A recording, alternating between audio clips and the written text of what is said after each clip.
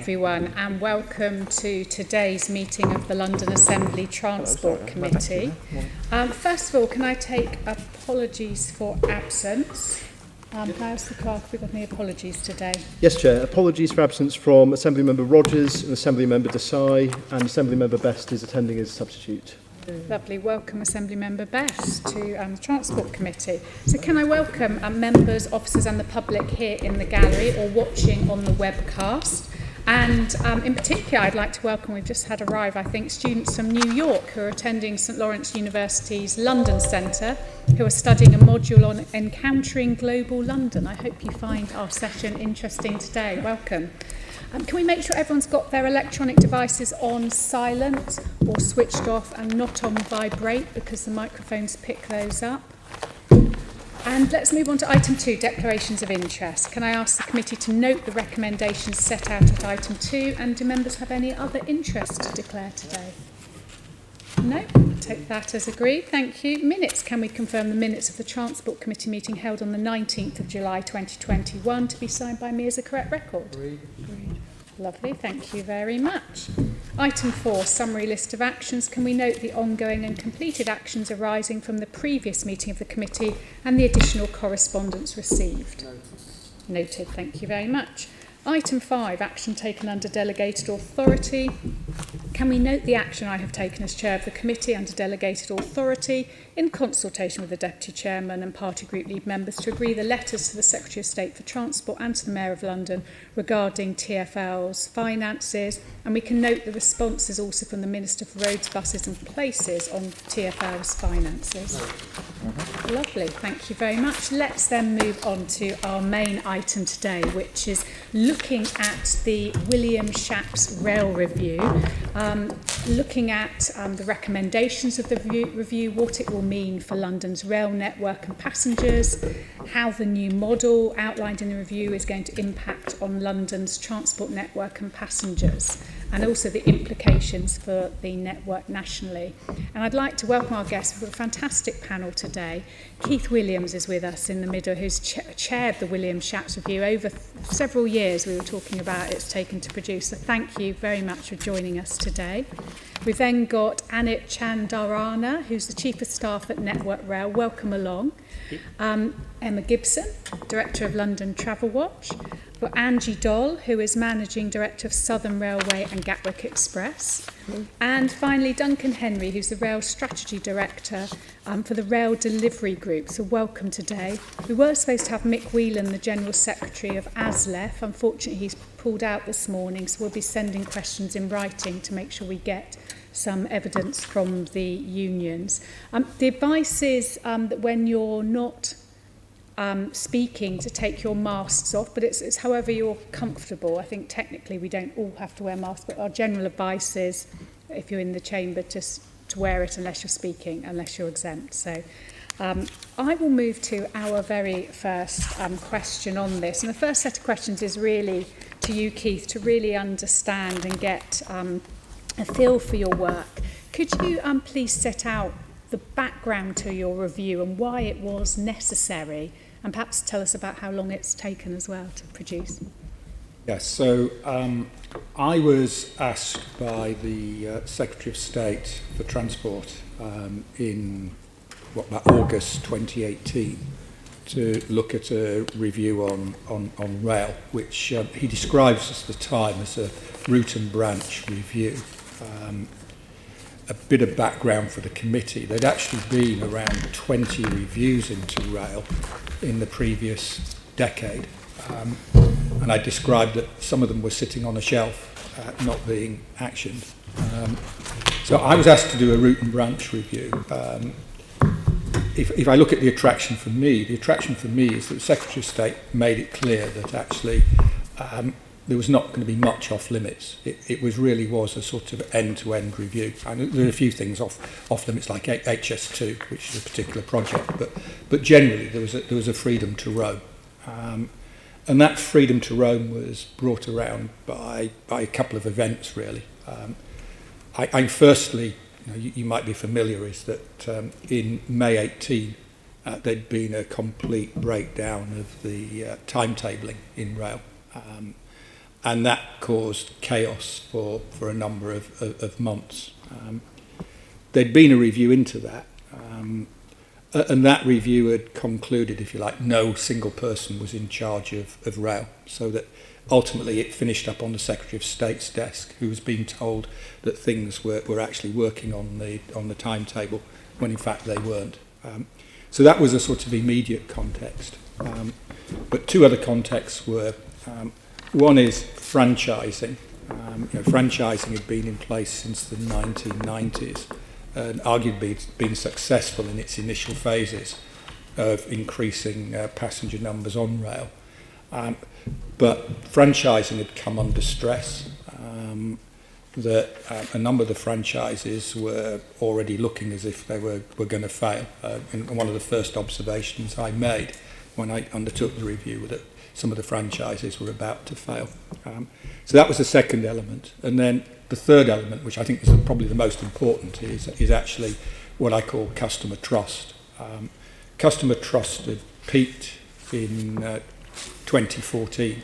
Satisfaction on rail, I think, had reached something like 86%, but it had been in decline from 2014 onwards.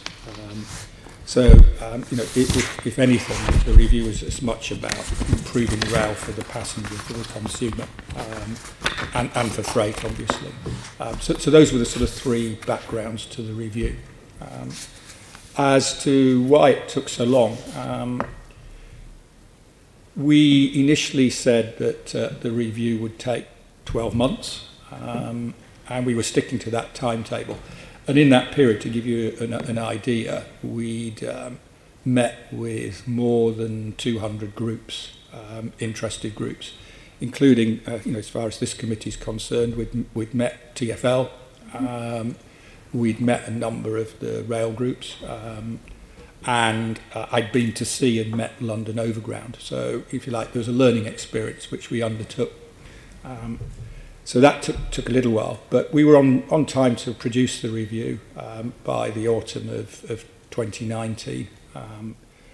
And then there was a change in the Secretary of State. I'm glad to say that the new Secretary of State was equally enthusiastic about the need for reform. So there was a little bit of an hiatus there. And then, of course, the pandemic hit.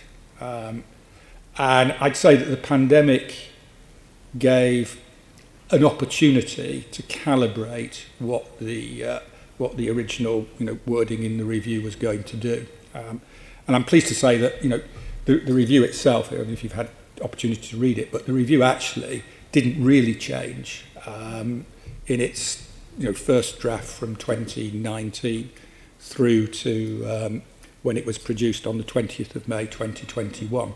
But it did take account of the pandemic. I think the direction of travel, I think, was still the same, despite the pandemic. The issues that were there, if anything, had been amplified. Franchising obviously had come to an end because of drop in passenger numbers.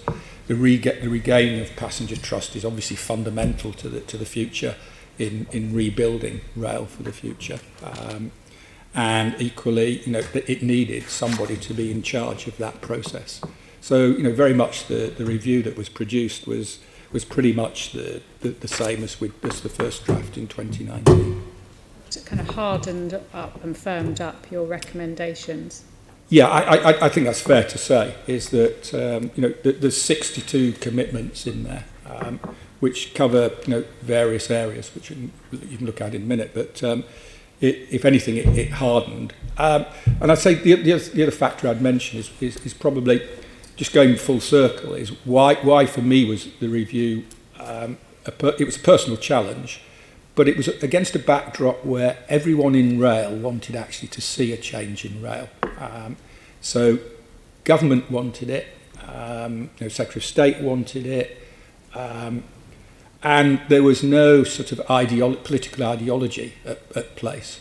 I was given an open book to look at the review, and although some people would argue that to some degree, the creation of Great British Railways is privatisation, renationalisation of rail, actually didn't look at it that way. I actually looked at it through the passenger lens rather than the political lens, if you like. And I think, if you like, that most people were in favour of that approach.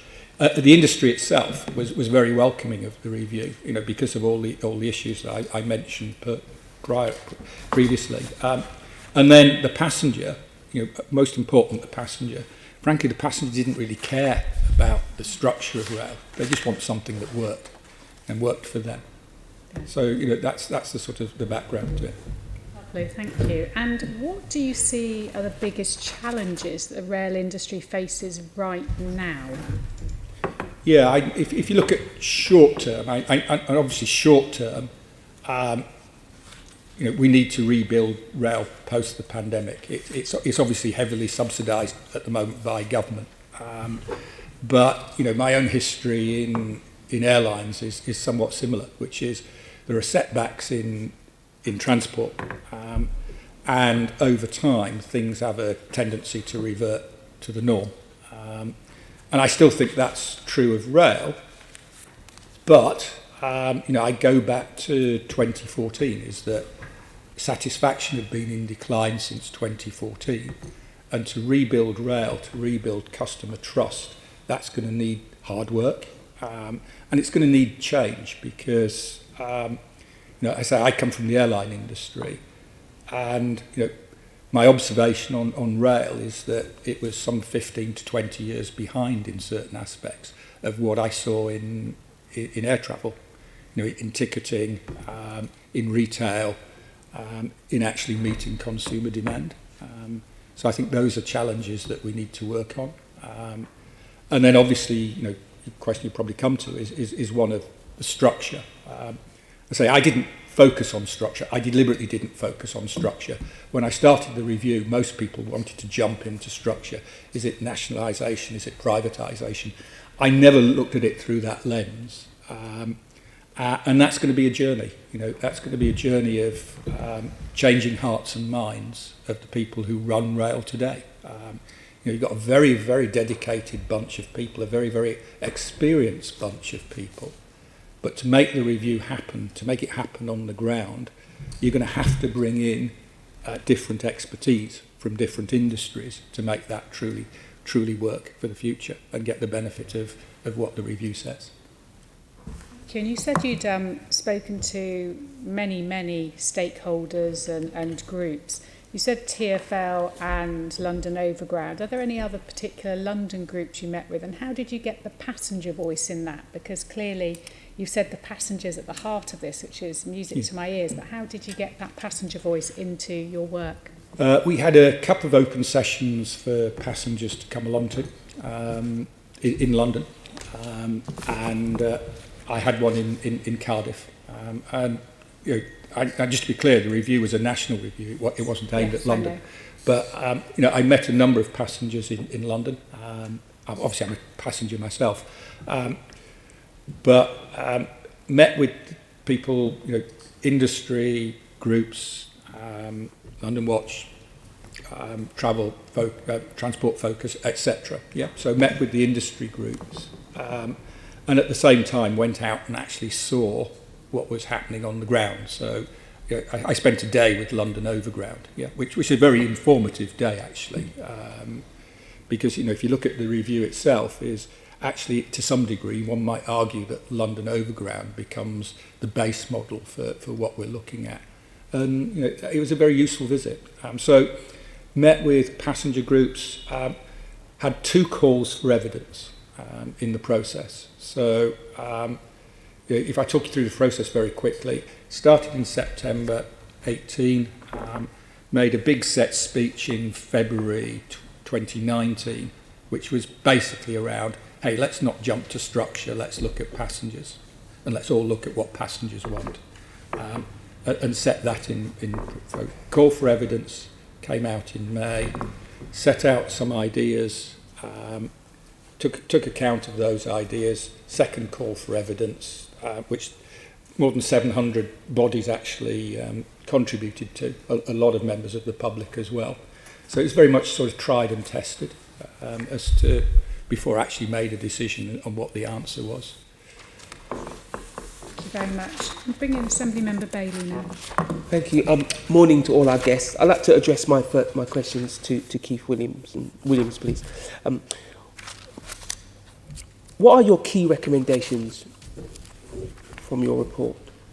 Key recommendations. Yeah. So if I cover it sort of very quickly, chapter by chapter. Yep. So I say the 62 commitments, and the first chapter looks at what I call integrating the railways. It sets up a new national body to run our railways. I say a number of people confuse that with renationalisation.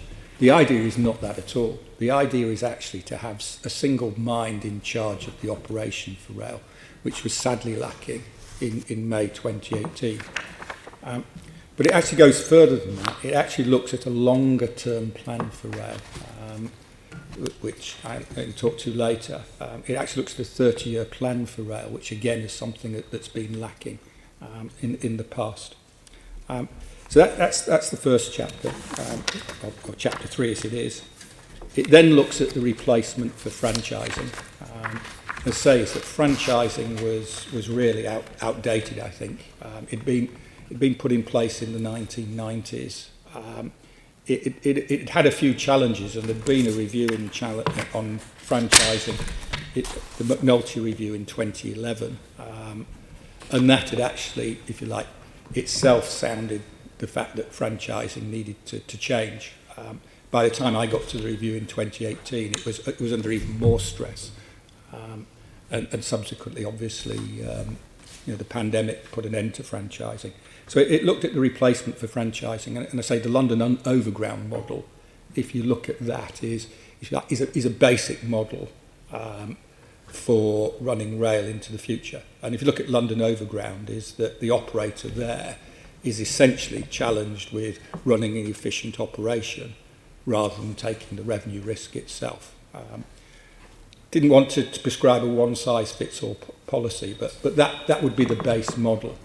And the reason for that was if you're going to get passengers' satisfaction back to the levels it needs to be, you need an efficient operation. And my history in airlines would say ridership actually is partly a function of necessity, but it's partly a function of people wanting to travel. That they actually need to enjoy the experience or accept the experience. So that was the base model there. Next chapter dealt with passengers and a new deal for passengers. And what struck me there was, as I say, is that if you compare it to airlines, which essentially had gone e-ticket 15, 20 years ago, rail lacked way behind that. And is actually not operating in the interests of the customer. Fares were difficult to understand. Fares were sold in several ways, which may be fine, but it was creating so much complication to the passenger. And I think, looking at London particularly, I think actually if you look at London, the ticket machines have to accept, I think it's 5 different ways of travel tickets, e-ticket. So, reducing that complexity, not only for the industry, but also the customer, was a key. And that deal for the passenger also dealt with accessibility. And one of the things I learned there is that they'd never really been a full audit of accessibility on rail for such a long period of time, that we didn't really know what we had.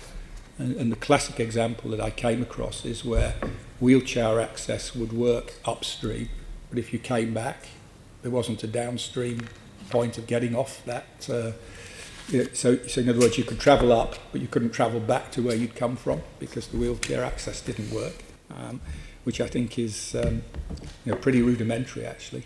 But to start that, we needed an audit to get to accessibility, and that's underway. The next chapter dealt with the role of the private sector and with freight. Freight's about 13% of the industry. And when I started the review, I've got to say is that my initial thoughts were actually hey, passengers, if you want passenger satisfaction, can you satisfy freight as well? But when you look at it, freight is so important to rail and so important to the green agenda and the future, is that there needs to be an encouragement of freight. So very keen to set out, if you like, a set of rules whereby freight had its voice into the railway system. So that was, and then that section also dealt with innovation, going back to e-ticketing or whatever. And then the last two chapters deal with the green agenda, which you might want to, modernising rail, having a long-term plan, electrification, and then the last chapter deals with people. If you look at the industry, a little bit like the airline industry in some ways, if you like, the diversity wasn't there from the 1980s, 1990s, and creating a more diverse workforce with better skills and training is necessary for the way forward. So that gives you some idea of the commitments that are made in the paper. It sounds very different to what goes on now. Just the idea, I've always thought one of the things that define London is Oyster. It's just easier to use the system. It makes you want to travel and give up your car. So just on that one, I mean, one of the things included in the paper is the extension of Pay As You Go, the extension of Oyster. I think the interesting about Oyster actually is that if you look at the railway system today, there isn't really an ticketing system. There isn't a platform for the industry. And I think there needs to be a platform for the industry.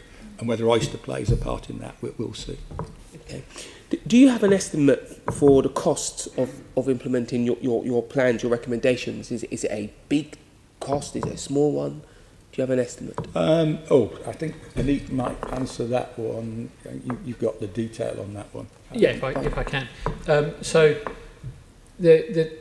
our aim is to complete this within the overall funding settlements that we already have in the industry by reprioritising funds. So we're trying to do it within funds we already have.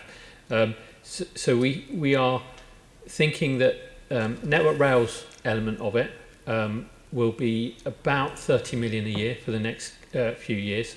But beyond that, there is going to be investment required in things like ticketing platforms and so on, which we've yet to fully understand. And on top of that, the Department for Transport and other agencies probably another, I think it's 10 to 20 million per year. So it's not insignificant at all, but it's a very major change that we're undertaking there. Can I just add one thing on the direction of travel on that one, just to give sort of the bigger picture? I mean, the bigger picture is if you look at the fragmentation in rail, it's been enormous, and fragmentation has led to additional costs in the rail system. I'll give you, to bring it to life, I'll give you the classic example. The classic example is that there was a case fought over who was responsible for a bird in the overhead wires. Was it the operator or was it Network Rail? And that was a legal case that was fought in terms of compensation between the two parties. And what I learned in rail fairly early on is there was quite a lot of effort, actually, what I call robbing other people's pockets or trying to take money out of other people's pockets instead of actually solving the problem. And again, I go back to my airline analogy, which is one of the things I learned when I took over as CEO at BA was Heathrow Airport Limited ran the airport. I was far more interested in working with them to improve the quality of the airport, rather than argue about every time there was a failure as to whose failure it was. That was in nobody's interests. So one of the things I did there was to make sure that actually when there was a failure, instead of arguing about the compensation, let's arrive at a solution and put some money in it for the passenger to improve the experience. And I think that's a direction of travel which hopefully setting up this one body will create. And that's a very good example, because there you've obviously come in and had to change the way people think about their own jobs, the culture. So with that in mind, what do you expect to be the biggest challenges in making your recommendation realities? Is it about the culture change? Is it about finances? Is it a bit of everything? What's the biggest challenge? No, and culture change is the single largest issue because the great thing about the review is that the whole of the industry wanted change. Yeah, everybody I met wanted change. But the interesting thing is that change hadn't happened for a number of years. Yeah. So it needed a catalyst for change. This is just, it's a document. Yeah, that itself isn't going to make change happen. It has to be a cultural shift within the industry to make the change happen. And the industry is being focused around people who have been there for a long time. They're very knowledgeable. They're very committed to rail, but you actually need to bring in other experience as well. And the whole section on sort of looking at people in rail is aimed at that. Yeah. And you talk about the challenges. I think the challenge for the review as a whole is actually at the centre, making sure that we have that, if you like, diversity of thought, diversity of culture to move rail forward. Otherwise it will move backwards to where it was, and that just isn't in the interest of the public. I think you're right, because listening to you speak, I'm a bigger fan than I was previously. This idea of this central body, because I just heard British Rail 2.0, which and you've allayed those fears for me, which is great. So I suppose my final question would be, what progress has been made so far? I'm potentially a great fan of what you said, but are we at the very beginning? Are we halfway through? Where have we got to so far? Yeah, so I'll let Anit talk in a second, but the backdrop here is what can you do without legislation? And it's fine to produce a review, but unless you make stage changes fairly quickly, it'll be a review that another one that goes on the shelf. Yeah. There are changes happening. I'll let Anit talk to some of them in a minute, but we are starting to make change, and we're starting to make change on the culture side of it as well, which to your earlier point, to make sure it is actually different from what's gone on before.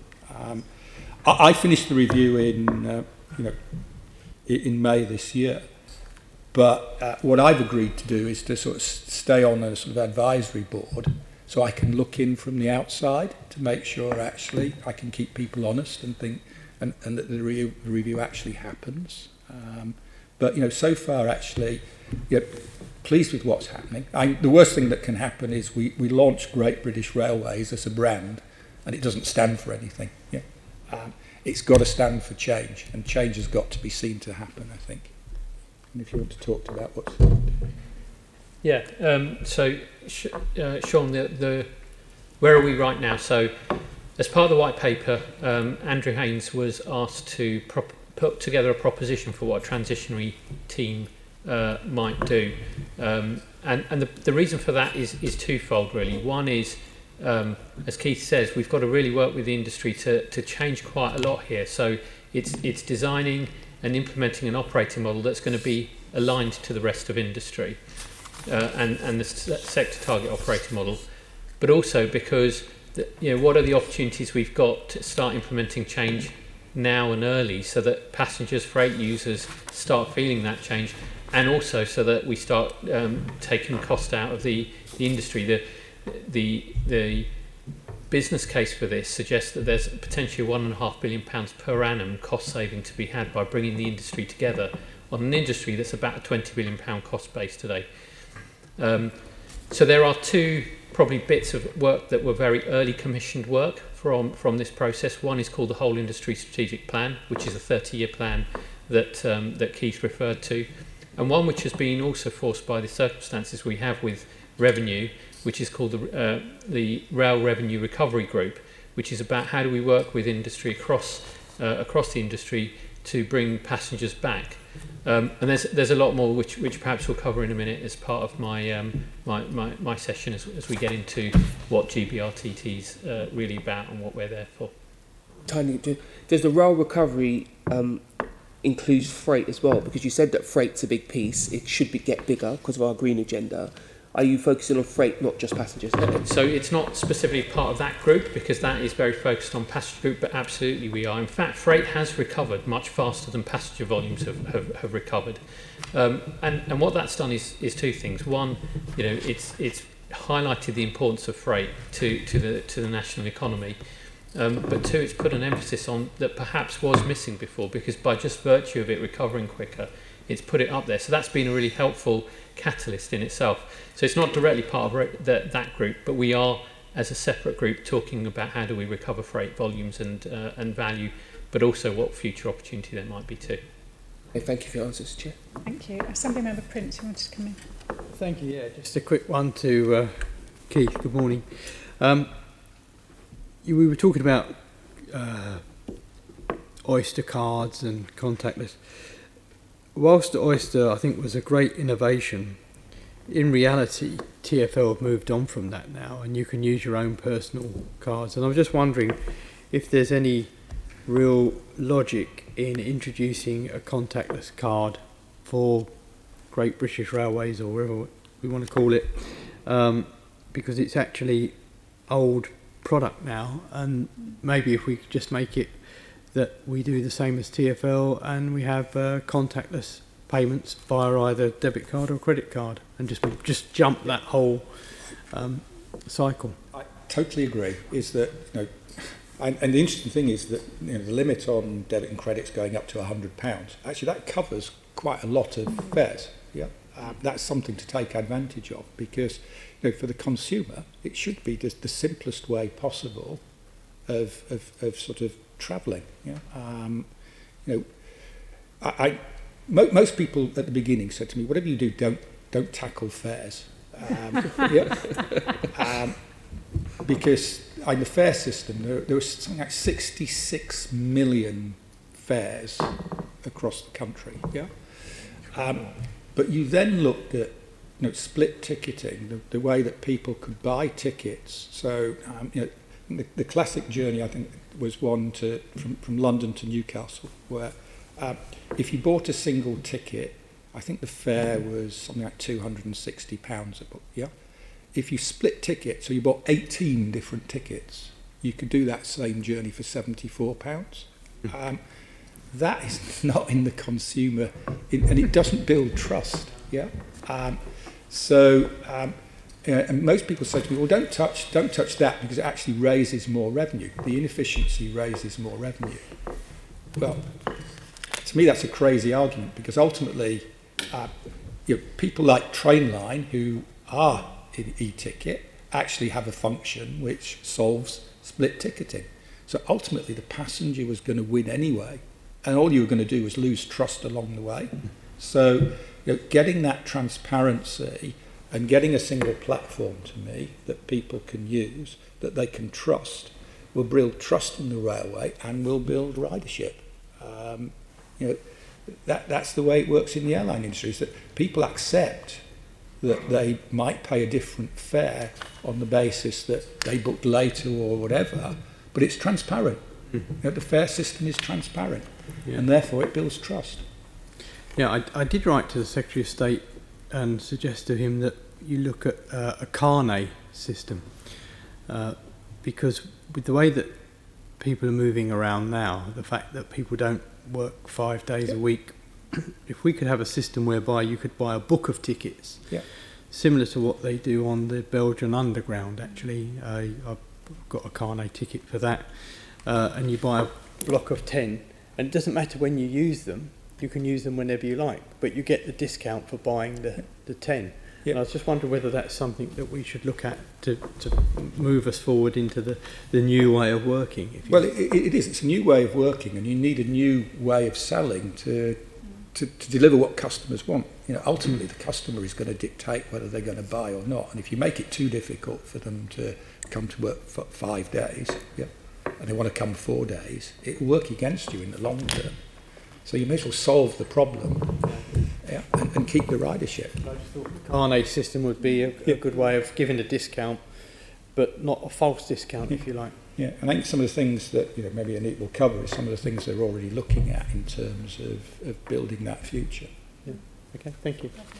Can Thank you. Could I just pick up on a couple of things, perhaps with Annette, in terms of the estimate for costs? You said within the current sort of envelope for the rail industry. Can you give us what that figure is? Because the figures you then gave, I think, were about the platform establishment rather than, because they were in the millions, whereas clearly the rail industry is in the billions. Yeah, so so could you just give us a sense of what the rail industry costs a year at the moment?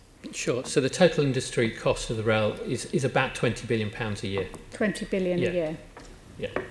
And so you imagine that these changes can be made within that envelope with just some refocusing on the platform for ticketing and so on.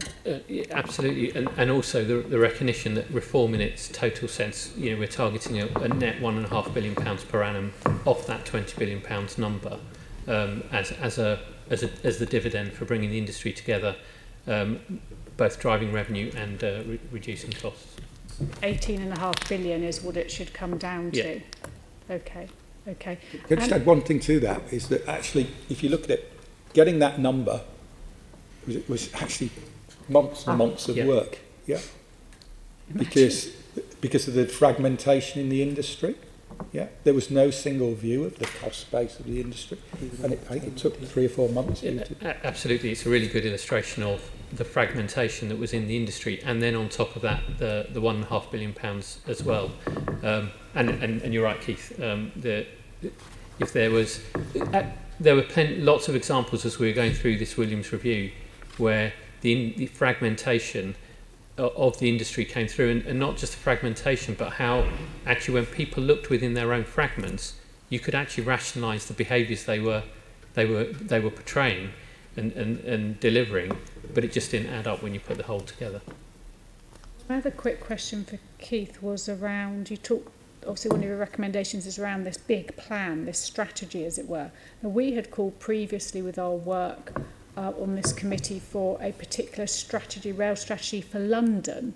Within that big vision document, is it going to have sort of regional strategies, if you like, that so in London TfL and rail, the new Great British Railways, can work together to deliver for passengers in London? Yeah, one of the recommendations of the review, which we didn't talk about, was actually the working relationship between that central body and cities and regions. Yeah. One of the things that came out of the review is that the regions felt they had a lot to offer, but frequently couldn't get their voice heard. Yeah. So you'll see certain parts of the review actually mandate much closer cooperation between, if you like, the central body and cities and regions. I think that was important because of what they had to offer. And equally, one of the things that struck me is that, if you like, heavy rail is one part of a transport system, so integration with other modes was very important. And you might actually make a decision for light rail instead of heavy rail. Yeah. And how you get that process underway and decided needed a bigger voice of cities and regions. As well as greater engagement, does it specify, or would you expect there to be a strategy drawn up that basically everyone then works to? Well, it mandates closer cooperation. So is that how you see it as well, Annette? No question. It absolutely has to. Lovely.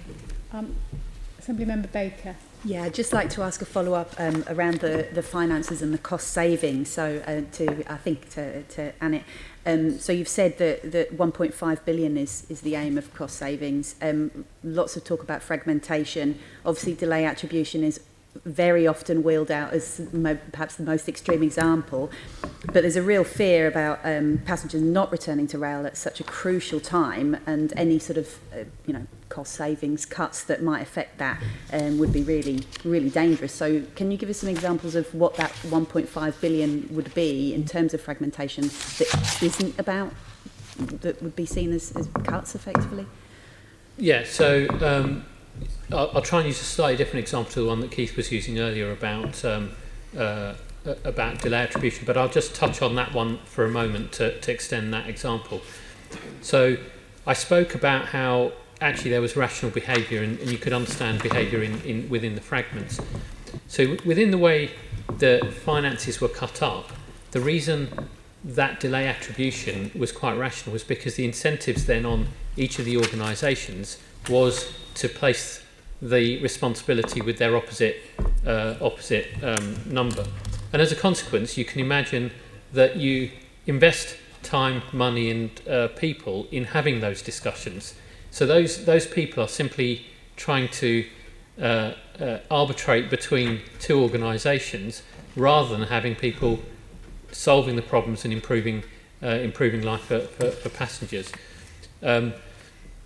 Other examples that we might look at is today, if you imagine, or the way the system works is Network Rail owns the infrastructure for the vast majority of the country, and in a lot of ways you can describe that the train operating companies are our tenants on that asset. So we enter into contracts with those train operating companies to run their trains across those assets. And every now and again, we have to ask for the ability to go back onto our assets, maintain them, renew them, and so on. So again, another industry which is at the boundaries of those two organisations, which takes up time, money, and resources in agreeing those possessions. Money flows between organisations for those possessions as an investment. And so rather than concentrating on how do we take possessions in a way that's best for passengers, often those conversations come back to what is best for the individual financial arrangements for those organisations, which aren't always the same. And so those resources that are used in having those conversations are not passenger facing, they're not directly improving life for passengers, but they are having conversations, they are taking time and money in having those conversations. So another example of where resources are spent just about trying to make agreements at the boundaries of the fragments that simply isn't needed when you bring the system together across the whole system. I mean, there'll still be quite complicated conversations about taking possessions, won't they? So, so you're confident that 1.5 billion can be saved without impacting people's return to the railways at such a crucial time? Yeah, absolutely. Yeah, it is absolutely about bringing the system together and reducing the issues at the boundaries. Can I just butt in on this one, because I'm an accountant, so I'm all over costs, yeah. But the answer in rail is you've got to build the revenue base, because the costs are 20 billion, the revenues, even in the best of times, is 15 billion. Yeah? So there's a shortfall. Yeah, and so moving the revenue 1% is going to have much more impact than purely costs. Yeah, so it has to be about both. It has to be about ridership, trust from customers, build the ridership. Because every pound of revenue is incremental value to the bottom line. Okay, thank you. Assemblymember McCartney. Yes, and it was picking up about how TfL and London would feed into this regional new body that's been created. I think 5 regions in Great British Railways. I noticed from your report, Mr. Williams, that you said that in London and the South East, this new strategic partnership can be developed to support housing, economic growth and the environment. And I'm just wondering, because obviously we have our housing planning committees here, and we always talk about tube and bus services actually need to be there for housing and job creation. Has that not happened really in the past with rail? And would you see this new partnership to actually I suppose, lead to that growth that we need to see a lot more quickly? Yeah, when I looked at the evidence, what people were saying to me is the boroughs were saying is they would like greater input into that decision making. So, given that they were saying that, I was trying to reflect it in the reviews. Then it does need to be that cooperation. I go back also to what I said though about modes, because I think integrating modes will work for London and the outer boroughs as well. It shouldn't just be about heavy rail. It should be about different transport modes and integrating those modes and having decisions around that. You know, I frequently, in those meeting situations, I saw them for myself, is where a train would turn up, but there was no bus service that went to that location. And I was being told, actually, the supplier of the bus service wasn't allowed to go to that location. So that, you know, you need to join up the transport system to make it work for the consumer. And that needs greater local input. My other question then is around, I was very pleased to say that you thought the TfL-based model was actually very efficient. And obviously, we would argue that's because we had control over it. You know, we were able to adapt and grow. Obviously, financial support helped with London's transport system over the last 30 years. But moving forward, when we're getting a new national body, which I really welcome, but your report also talks about common branding, common ticketing. How do we make sure in that we still have our distinctive regional voice? We still have our orange roundels at our local overground stations, and that we do foster that innovation and allow different regions to come up with something. I think, you know, that's obviously one of the concerns. Yeah, no, it's a really good question to ask. And I say, to Sean's point earlier on, is that a number of people took this as being renationalisation of the railways. It was not intended as that at all. Actually, politically, that wasn't the objective either. So it was really all about making sure that the regions had sufficient input, because they were much closer to the coalface and what passengers wanted in their area than the centre's going to be. Yeah, so it does need that change of mindset in the centre. You know, the reason for the centre was really to integrate the system, to make sure it worked as an integrated system. So it was, if you like, to avoid the other side of the real pitfall that actually there was no integration in the system, which is, you know, in a sense, the May 2018 timetable review. Yeah, the integration just didn't work. So you need something that integrates, but then you need to allow local communities much greater input into the decision making that affects them, because they are closer to the coalface, and that's, you know, hopefully the direction of travel of the review. The one thing I didn't have remit to fix is the funding of it, as to whether the funding should go to the regions or whatever. You know, and you know, accountability and responsibility probably ought to go together. So I was just accepting the reality is that, if like, while the funding was mainly central, that the central role had a role to play. Thank you very much. Let's move on to the next section. Assembly Member Garrett. Morning. Thanks. I had some questions really about how this would integrate with sort of London's existing rail network. Just picking up though on a bit of the discussion just now. I know there's a tendency to say this is the new thing and it's better than the old thing.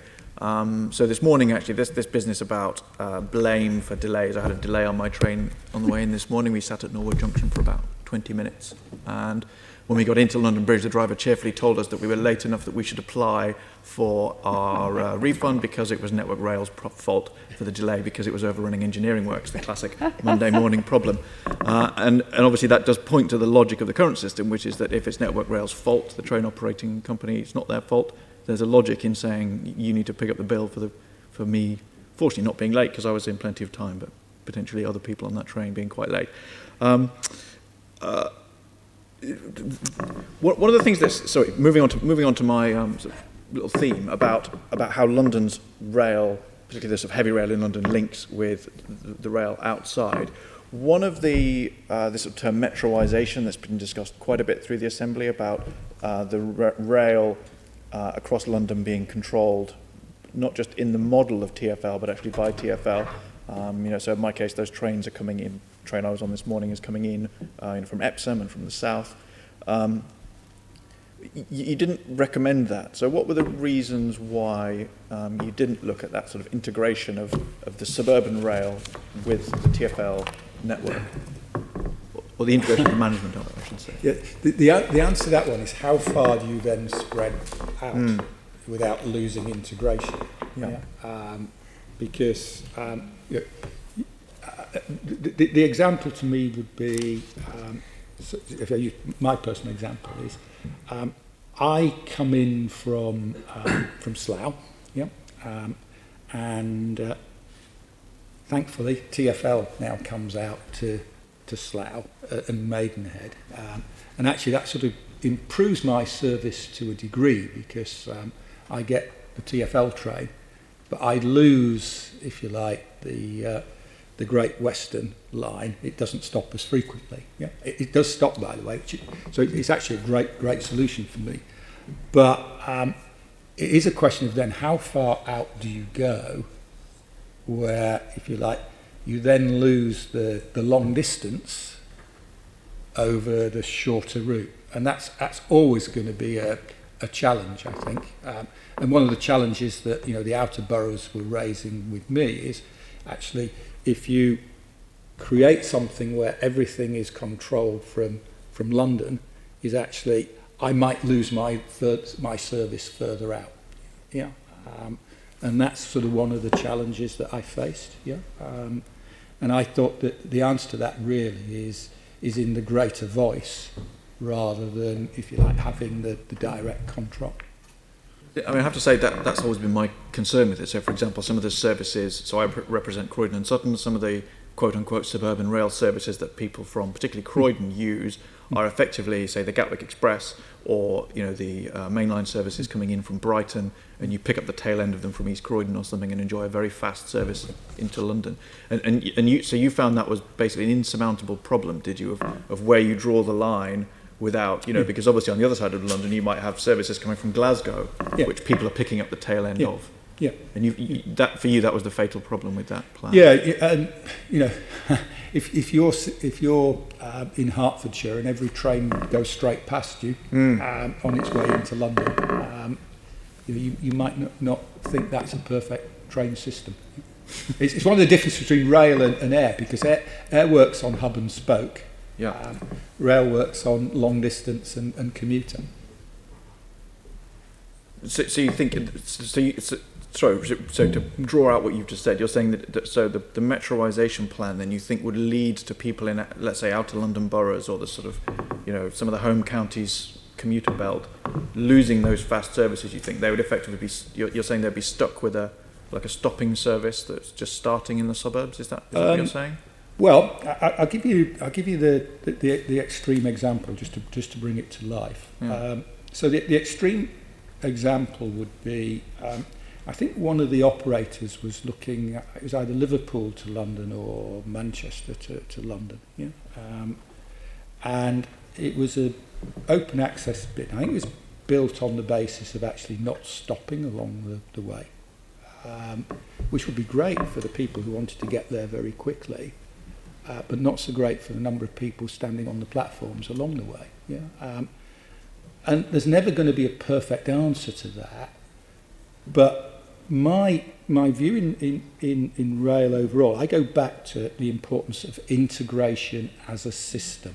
Yeah, that it needs to be an integrated system, and I go back to what I was saying earlier on, is that to some degree, heavy rail might not be the answer in all instances. It might be bus, it might be light rail, and those are the debates where I think regions and cities need greater input than they had in the past to get the best solution for the entire integrated system.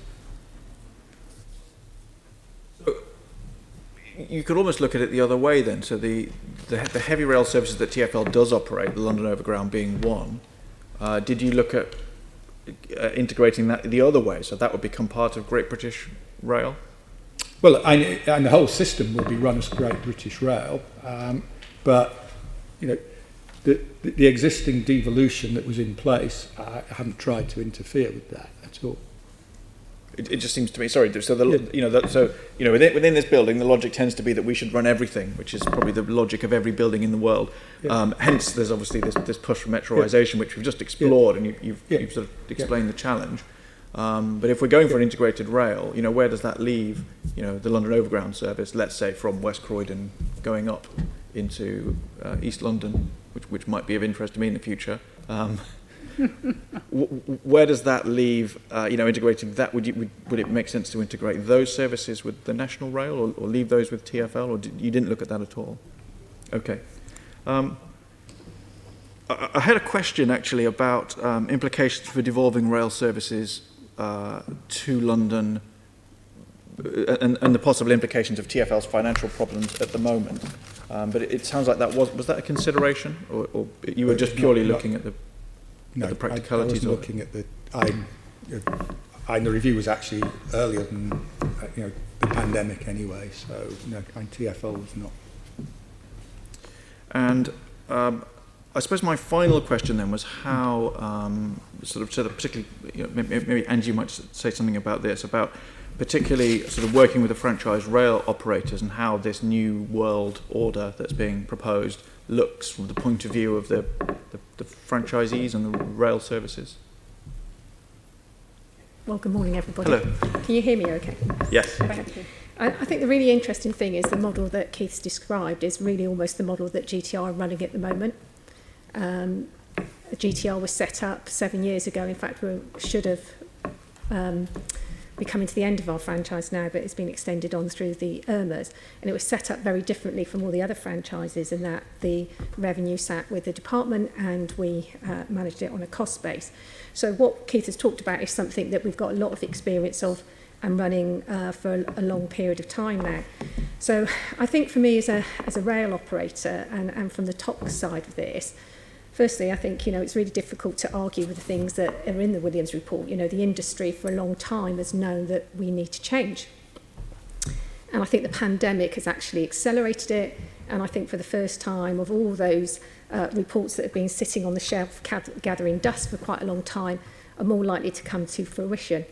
And that's because the government has had to support the rail operating companies through the IRMA contracts that we have now, which we now know will go on to national rail contracts and eventually merge into the passenger services contracts. So I think for me, the model as we use at the moment demonstrates that this is achievable, and I think it's what Keith has already said, alluded to. We need an overarching structure for the railway, we need a guide in mind, and we need a long-term strategy, because a lot of the issues that our customers are not happy at the moment, and we've touched on fares today, is that basically, when you've got a 7-year franchise, you just cannot handle these difficult conundrums that we have to deal with. So having a body that sets out a long-term strategic plan for 30 years, I think is welcomed by the railway. We need to make sure that it's balanced at the same time by a guide in mind and the centralisation of it. And that's where we've talked already today about different regions. Our own network covers the whole of the South East. We have trains from London all the way through to Kings Lynn, to Cambridge, right down to Hastings and Southampton. So we cover the whole area. Everything comes through London. And so trying to move more stuff into a metronised area, as Keith has already explained, I don't think would have the benefits that we're looking for. In fact, it would undermine some of the principles in the Williams report about fragmentation and more integration. So I think to summarise, for me, from a train operating company, the train operating companies know our communities at a local level, and so we welcome the guide in mind. We also want to balance that with having autonomy at a local level to be able to work with our stakeholders and communities to run the services that we need to run to make their economies flourish. Thanks. So the problem that Keith spoke about with the metroisation, sort of chopping off the end of your long services, you recognise that as a problem with that idea as well, do you? Yeah, and I think also, I'm sure Duncan will touch on this in a moment, our landscape of passengers is going to change completely. GTR pre-pandemic, we were running 4,250 trains a day, carrying 1.1 million people, 25% of rail passengers in the UK. Now, we don't know what that's going to look like, what the recovery is going to look like, and I'm sure Emma can share some information with us about what customers are saying. We're predominantly a commuter-based operator, as are many of the train operating companies coming into London. And also, we run through 2 major airports. In fact, we've got a brand specifically called the Gatwick Express to service Gatwick Airport. You know, and we've lost those 2 markets. Our key base markets have just fallen away. And we're seeing it recover, but at the moment, we're back at 600,000 passengers a day, but our revenue is lagging behind that. Things have picked up this week, but I think, you know, the next couple of months are going to be really interesting on how things pan out. We know people, after 18 months of working from home, have found a way to work from home. I've been in the industry for 20 years. Like Keith, I came from tourism and leisure. I thought I'd come into rail for 2 years. I've been here for 20 years. Longer than I thought, because I really want to make a difference, and I'm passionate about making a difference for customers. And I have to say, more than any other time in my career, I'm now more excited than ever before, because now the customer has to come first. Now we have to put the customer first. We are no longer just saying people will come. We have got real competition against the car, and we've got even stronger competition against working from home. So for the industry, I think this is a wake-up call that, quite frankly, we needed. And I think this is a great opportunity now that the industry has to grasp today. We can't wait for GBR. We need to tackle recovery now. But we need to see how things pan out in the next couple of months. And then we need to really think about how we design the services that we operate. You know, I've said our commuter base isn't coming back as quickly as our weekend and our leisure. Our leisure is back at 70% of pre-COVID at the moment. So we're seeing the dynamics are changing. But as Keith said, you know, every percentage of revenue we grow, that is better for the industry. And also it's better for the local London economy as well, because it has that ripple effect. It's really good to hear. Very interesting. Thanks very much. Thanks, Chair. To pick up the first integration question as well. I didn't ask. I felt we'd already covered it. You felt we'd covered that? Okay. Well, That's fine. I mean, is there anything else to say about what are the challenges to integrating? I felt that was covered quite extensively in question 1. Okay, fine. We can pick more of that up. Assembly Member McCartney. Thank you. Cross-party in this committee, we have always said we wanted more train services to be devolved to Transport for London and London Overground, particularly those that serve commuters coming in to the city on those stopping services. And we haven't done that because we just want to control it. We've done it because we've seen that London Overground has actually delivered better efficiency, better value for money and better services for passengers. My line is the Great Northern. And I've always been critical of the GTR franchise. I didn't think it should be bundled in with that massive rail franchise at the time. I think a lot of commentators said that because we were always seen, I think, as the Cinderella service to that larger Thameslink thing. But I noticed that Chris Gibb in 2017 recommended that Great Northern and some of the other services, such as some South Eastern services, should be devolved to Transport for London. Can I just check? You're not saying they shouldn't do. It just wasn't part of your remit. And I say that because TfL are quite certain, for example, with a Great Northern that goes to Hertford or Stevenage or Welwyn, that they are certain they can deliver our 6 trains per hour off-peak, which so far has not been able to be delivered. And I should also say that Grant Shapps, the Secretary of State, has also called for that in the past to happen. I just wonder what your view is. No, I think the way to look at this is, you said earlier on, is that you've got, if you like, Great British Railways and then you've got regions. I wouldn't look at those regions as, or the franchise system as being replaced directly with passenger service contract for those same franchises. I think this is an opportunity to look at actually what contracts that you let. Yeah. So don't think of it as the same as a direct replacement to franchising. But you're quite open to TfL bidding for the concession. Yeah, and that and would be that's absolutely, the idea is that it's a bidding process. Yeah. So if you want to bid for part of it, and that makes sense. Yes. so it doesn't envisage, if you like, a direct replacement of franchising. So I hope that's helpful. Good, because I've been doing a lot of work on it. Saying that TfL would need to bid for those new areas which have been promised to be devolved. They would have to bid for them in this new world. Yeah, I don't know much about your situation, but the idea, I'm not trying to replace the franchising system directly with passenger service contracts in exactly the same format. Yeah, okay. So it No, should... I think the previous report from Chris Grapen suggested that it should be uncoupled. Those suburban services should be uncoupled from the larger distance services. And that, yeah. Okay, thank you. Thank Assembly you. Member Baker. Thanks. I'd like to, we touched upon it already, subject of fares, and we're talking about how you balance devolution versus centralisation, which has been the tension between on the railway for a very long time. So how do you see that this is a question for Keith, I think, how do you see that fares could be simplified whilst continuing to balance that? And I'm not really talking about modes of paying. I'm not talking about what the tickets look like, whether it's Oyster or similar or anything like that. I'm talking about the actual cost of fares, because that's actually the complication that the passengers are, I think, most frustrated about. How do you see that? You working mean in practice? the fare system itself? Yeah. Yeah. It's probably a question more for Anita than me, actually, but I take exactly what your point is, because I go back to what I said at the beginning, which is trust is based on transparency, particularly in an e-commerce world. Yeah.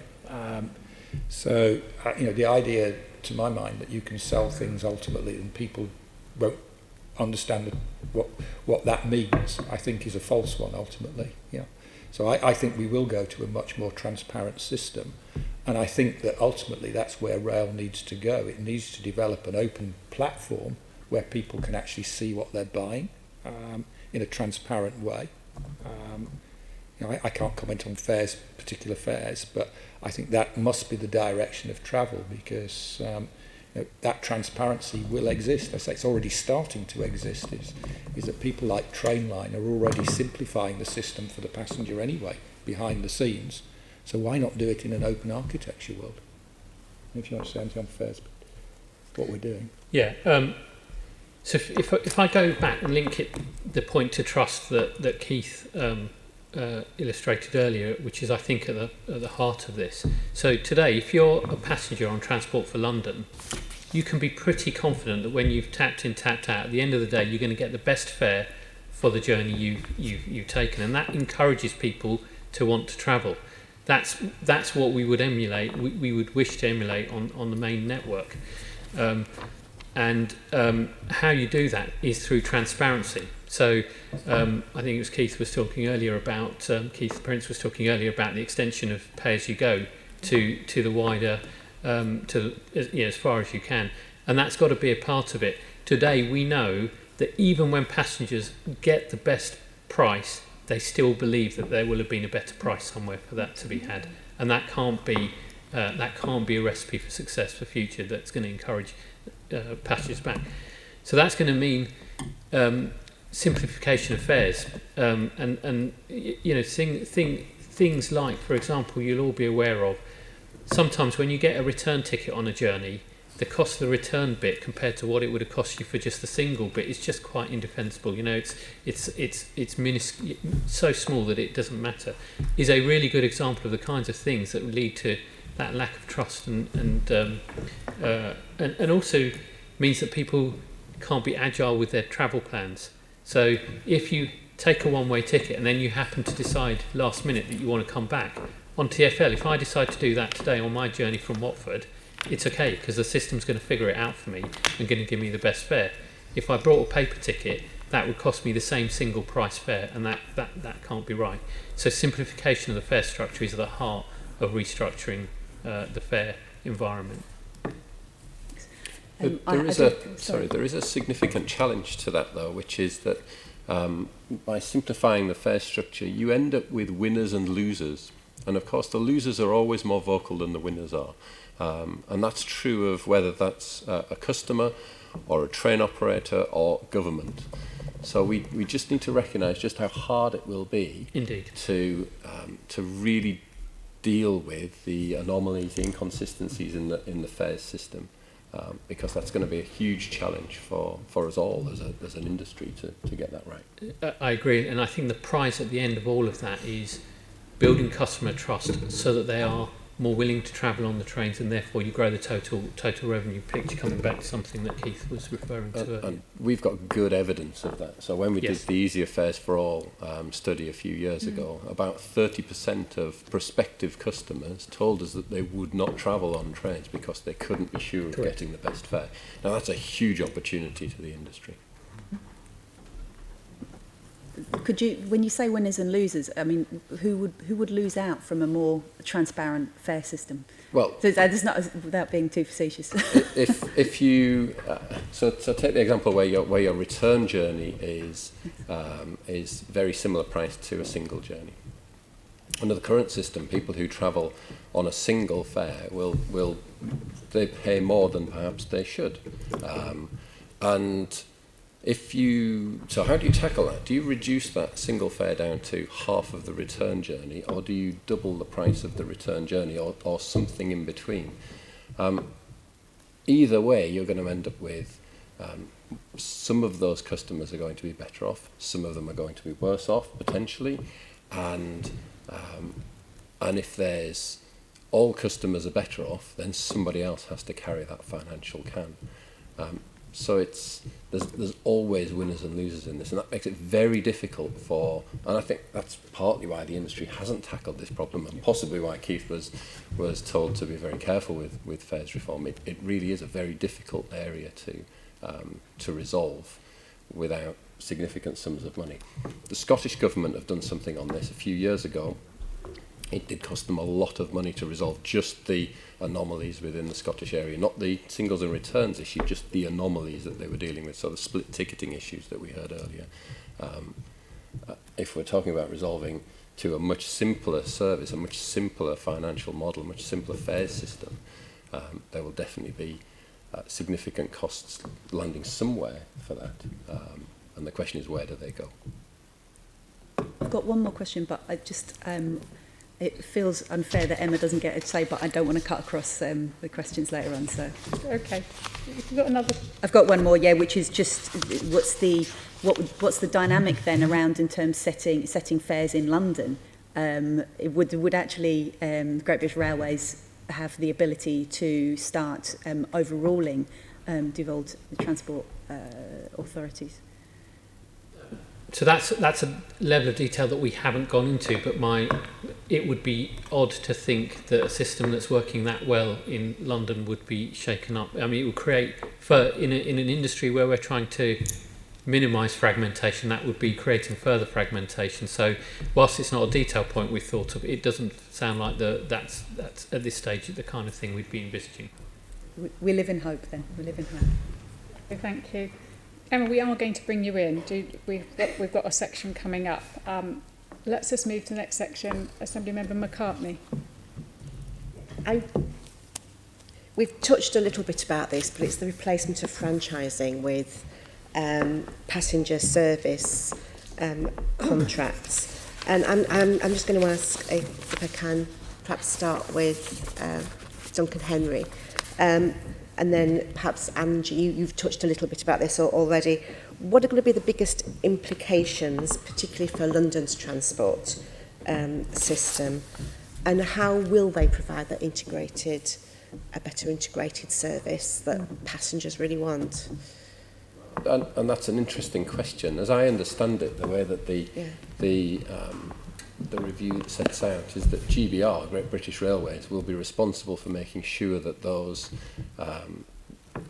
contracts are set up in such a way that they deliver the outcomes, the outputs that are desired within London, and will have a remit to consult with yourselves, with TfL, with the local stakeholders, to make sure that the contracts actually specify what is required. The local operator then, who bids for and wins that contract, will be responsible for delivering that contract in much the same way as London Overground is delivered today by Arriva. So it's a contract that sets out in quite specific detail how things are to be done, the objectives that are to be realised, the price that is to be charged, the fares that are to be charged, and how that revenue is to be collected. And our expectation is that those new contracts will be of that kind of order of magnitude, that kind of level of detail that we see with London Overground, and that the bidders for those new contracts will then bid accordingly against that contracted requirement. So perhaps, Angie Doyle, I could ask you, how big a change is that going to be for you? And have you really got that, I suppose, the culture in the train operating companies to actually deliver this? Well, I think it's, as I said, GTR are almost running that sort of model at the moment anyway, in the way that our franchise was set up. And most of the other train operators are now moving to that model with the IRMA and the recovery contracts.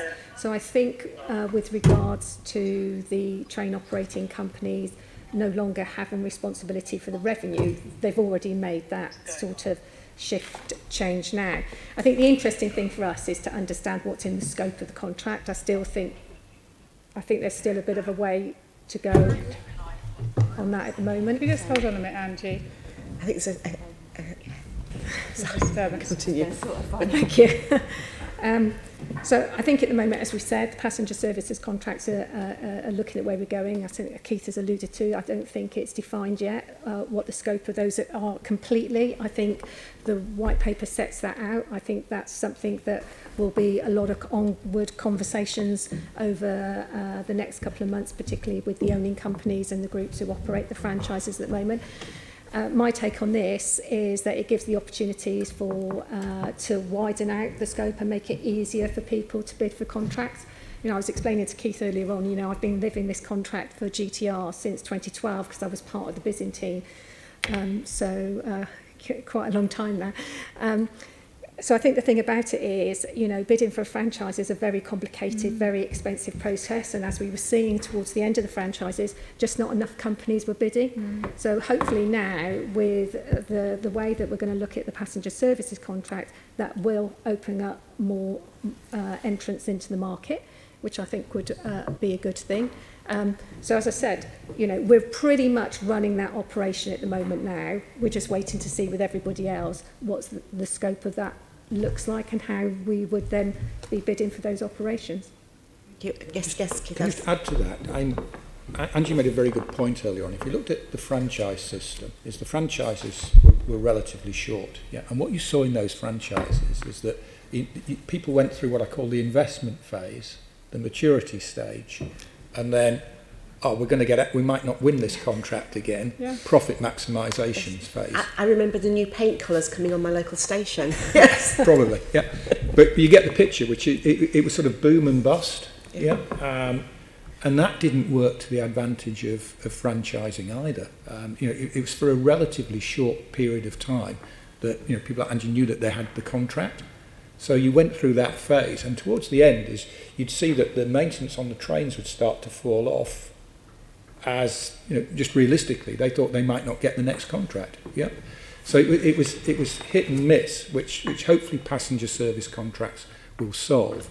And the other element, just going back to fares, it was going to be much more difficult to modernise the fare system in a structure where the operators were carrying the retail risk, the revenue risk. Yeah, so it is much easier to do that now, and I would say we need to take advantage of that opportunity now because it's there. Let's take advantage of it and make sure we do as much as we can to modernise the railway system for the future. I mean, in your report, you talk about these passenger service contracts having, I think you've described it as a toolbox of measures. And you highlight, for example, the fact that trains are comfortable and they're clean, and there will be penalties if they are not, which is, I suppose, that's the incentive that is needed. But you also referred to funding a little earlier and said that you really didn't deal with the funding, but we know that TfL at the moment obviously is in a difficult financial position because of the pandemic, and unlike the train operating companies, didn't get the same level of financial support. So I suppose my question goes on to the point you've just made about you need to keep maintaining and paying for the maintenance of the system. And so with the government looking at its levelling up agenda, have you given any advice about the need to maintain the quality of services in London? And we obviously all welcome extra investment in the north and elsewhere, but we want to make sure that ours are also protected. And is that something you've given advice on at all? In terms of the quality of the service? The quality and the funding. And the whole heart of the passenger service contract is about quality of service, which I say is one that you mentioned London Overground. I went to see London Overground as well, and actually those contracts had improved the quality of the service, and the customer satisfaction had increased accordingly, and the ridership had increased accordingly. If I can just come back in there again, Keith, the current IRMA contracts that we have at the moment, there are 4 areas of performance that we're measured on, and that's operational performance, customer experience, financial, and collaboration is a big area that we are now tasked to look at to make sure that the industries are collaborating. And again, I think because GTR has been in this pattern of operating for 7 years now, we have integrated things like our ROC, our control centre at 3 Bridges. It's a Network Rail operated ROC, but we have a head of networks operations that works for both operations there. We've done a lot with collaboration and with TfL, for example, through the Pan London group, particularly in the pandemic. We worked with that. We brought in the one team at Victoria Station. So I think, the way that the contracts are written at the moment, you can see everything is starting to lead towards the future of how the passenger service contracts will be. And the government are already starting to shape those contracts now. So I don't think it's a case of us waiting to when we get there. But again, with Keith, I think the real important thing is the length of those passenger services contracts as well, going forward. I can just ask Mr Chandarana, looking at it from a national point of view and the government's levelling up agenda, do you have any concerns around the fact that we'll be able to maintain our existing quality, particularly of our infrastructure in London? So I think separating out kind of investment in new infrastructure versus operating and continuing to maintain the network is important in that discussion.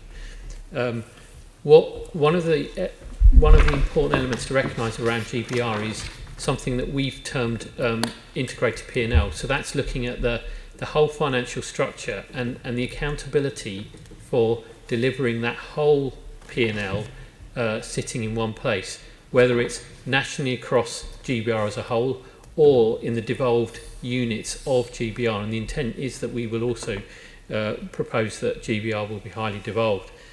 And if you go back to the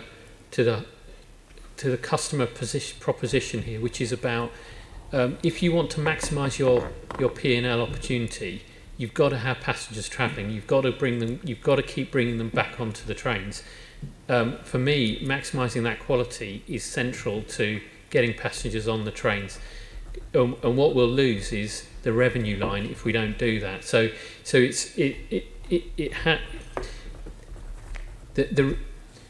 there may be an impact on investment, centrally funded investment, but there cannot be an impact on the local operability of those services and the quality of the services. It just will lead us to a world where passengers don't want to use the railway.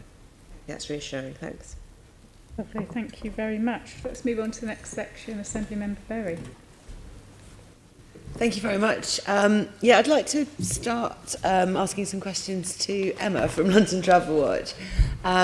Just like the absolute basic question, really, what do passengers want to happen with this Great British Railways initiative? And is it different, I think, as some of the Assembly members have hinted, that they think so? Is it different for passengers who commute into London and ones who actually travel within it from their home? Yeah, thanks, Sean. I mean, as you know, London Travel Watch is the independent watchdog for people travelling into and around London, so we're interested in everything from a passenger perspective. And so it's great to hear Keith and some of the other speakers today talking about how the passenger's going to be put at the heart of the new railway. But the proof is in the pudding, really, as to whether that actually happens. And I think there are a number of issues, some affecting commuters and some not affecting commuters. But I think for us, the issue of, how is the passenger voice going to be heard is not really kind of quite answered so far in this paper. And how the railways, for example, at the moment, it's a good test. How are you taking account of people's changing travel needs post-COVID? That's the real kind of first test, really. And a couple of weeks ago, we saw South Western Railways embarking on a consultation for timetable changes that are going to be happening nearly 18 months' time, which seems ridiculous when we don't even know how people are going to be travelling in 18 weeks' time. So I think the railways over the pandemic period have shown a great flexibility both in timetabling and other operations. And we really need to see, this flexibility being maintained really in the passengers' interests to provide a service that is providing trains at the times when people want to travel, which is why timetable changes that are dreamt up now need to be able to change if predictions are wrong. So I think there's a real kind of test there right away, even before kind of GBR is brought in. And in terms of our kind of, what the passenger expectations are of the railways, our sister organisation, Transport Focus, asked this question to passengers a few months ago. And in terms of people travelling into and around London, the top 3 priorities for London rail passengers were, number 1, having enough space on board, whether that's standing or sitting. Number 2, reliable and punctual trains. And then falling quite a way behind that, number 3 was they wanted to see steps being taken to manage passenger flow and help with social distancing. So, if you look at the fact that before the pandemic, passengers in London and the South East rail area were the least satisfied in the country before the pandemic, apart from people on London Overground, because TfL were getting it right. And they're still worried about some of the same things, so reliability and punctuality is still up there. But it's interesting that crowding has gone way up there. So I think before, whereas it was something that was maybe undesirable to be on a crowded train, it seems like now being on a crowded train is unacceptable and may well be the defining issue for rail travel going forward. And so, for example, when we go back to the issue of timetabling, how are train companies going to provide timetables and lengths of train, if you like, they're going to make people feel comfortable enough to get back on the train so they don't vote with their feet and say that they're going to work from home instead. So I think that would be the first issue. I think the second issue, and we've talked about it a lot, is that kind of integration between TfL and other rail services. And, when you think about it, I just want to give an example of a kind of a really kind of passenger-focused example that's going on at the moment. There's no real, there's no worse example to give at the moment than the upcoming Boxing Day fiasco that's going to be happening on our network, where both TfL and Network Rail are doing engineering works on Boxing Day that will cut off all trains and tube travel to Heathrow Airport. So it means that people won't be able to get to the airport on that day by those means. And so, things can only get better in a way by having, TfL and the rail industry being more integrated, talking to each other more. And just another challenge, if you like, and we've talked about, is the long distance versus kind of urban and suburban trains. TfL have got a metro vision of no less than kind of 4 trains an hour during the peak period. On SWR, they're looking at reducing that to 2 trains an hour. Yeah. So how are those kind of visions going to be knitted together? And of course, those have really kind of big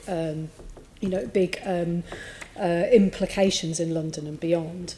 So I think those are the kind of the main issues really kind of especially kind of affecting commuters.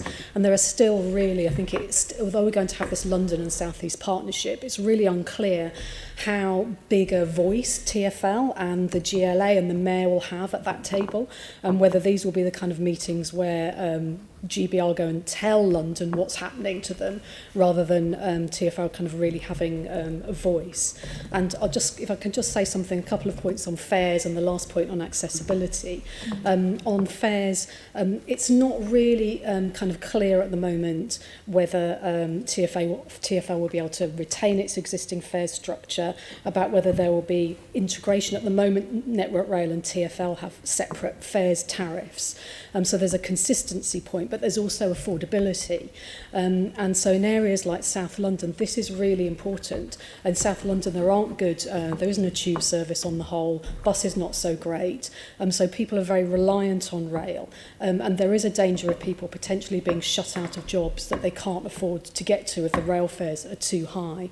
So will the Mayor keep the power to set fares and to keep them affordable is really important. And kind of finally on accessibility, it's really, really welcome the renewed focus on accessibility, which makes good business sense, of course.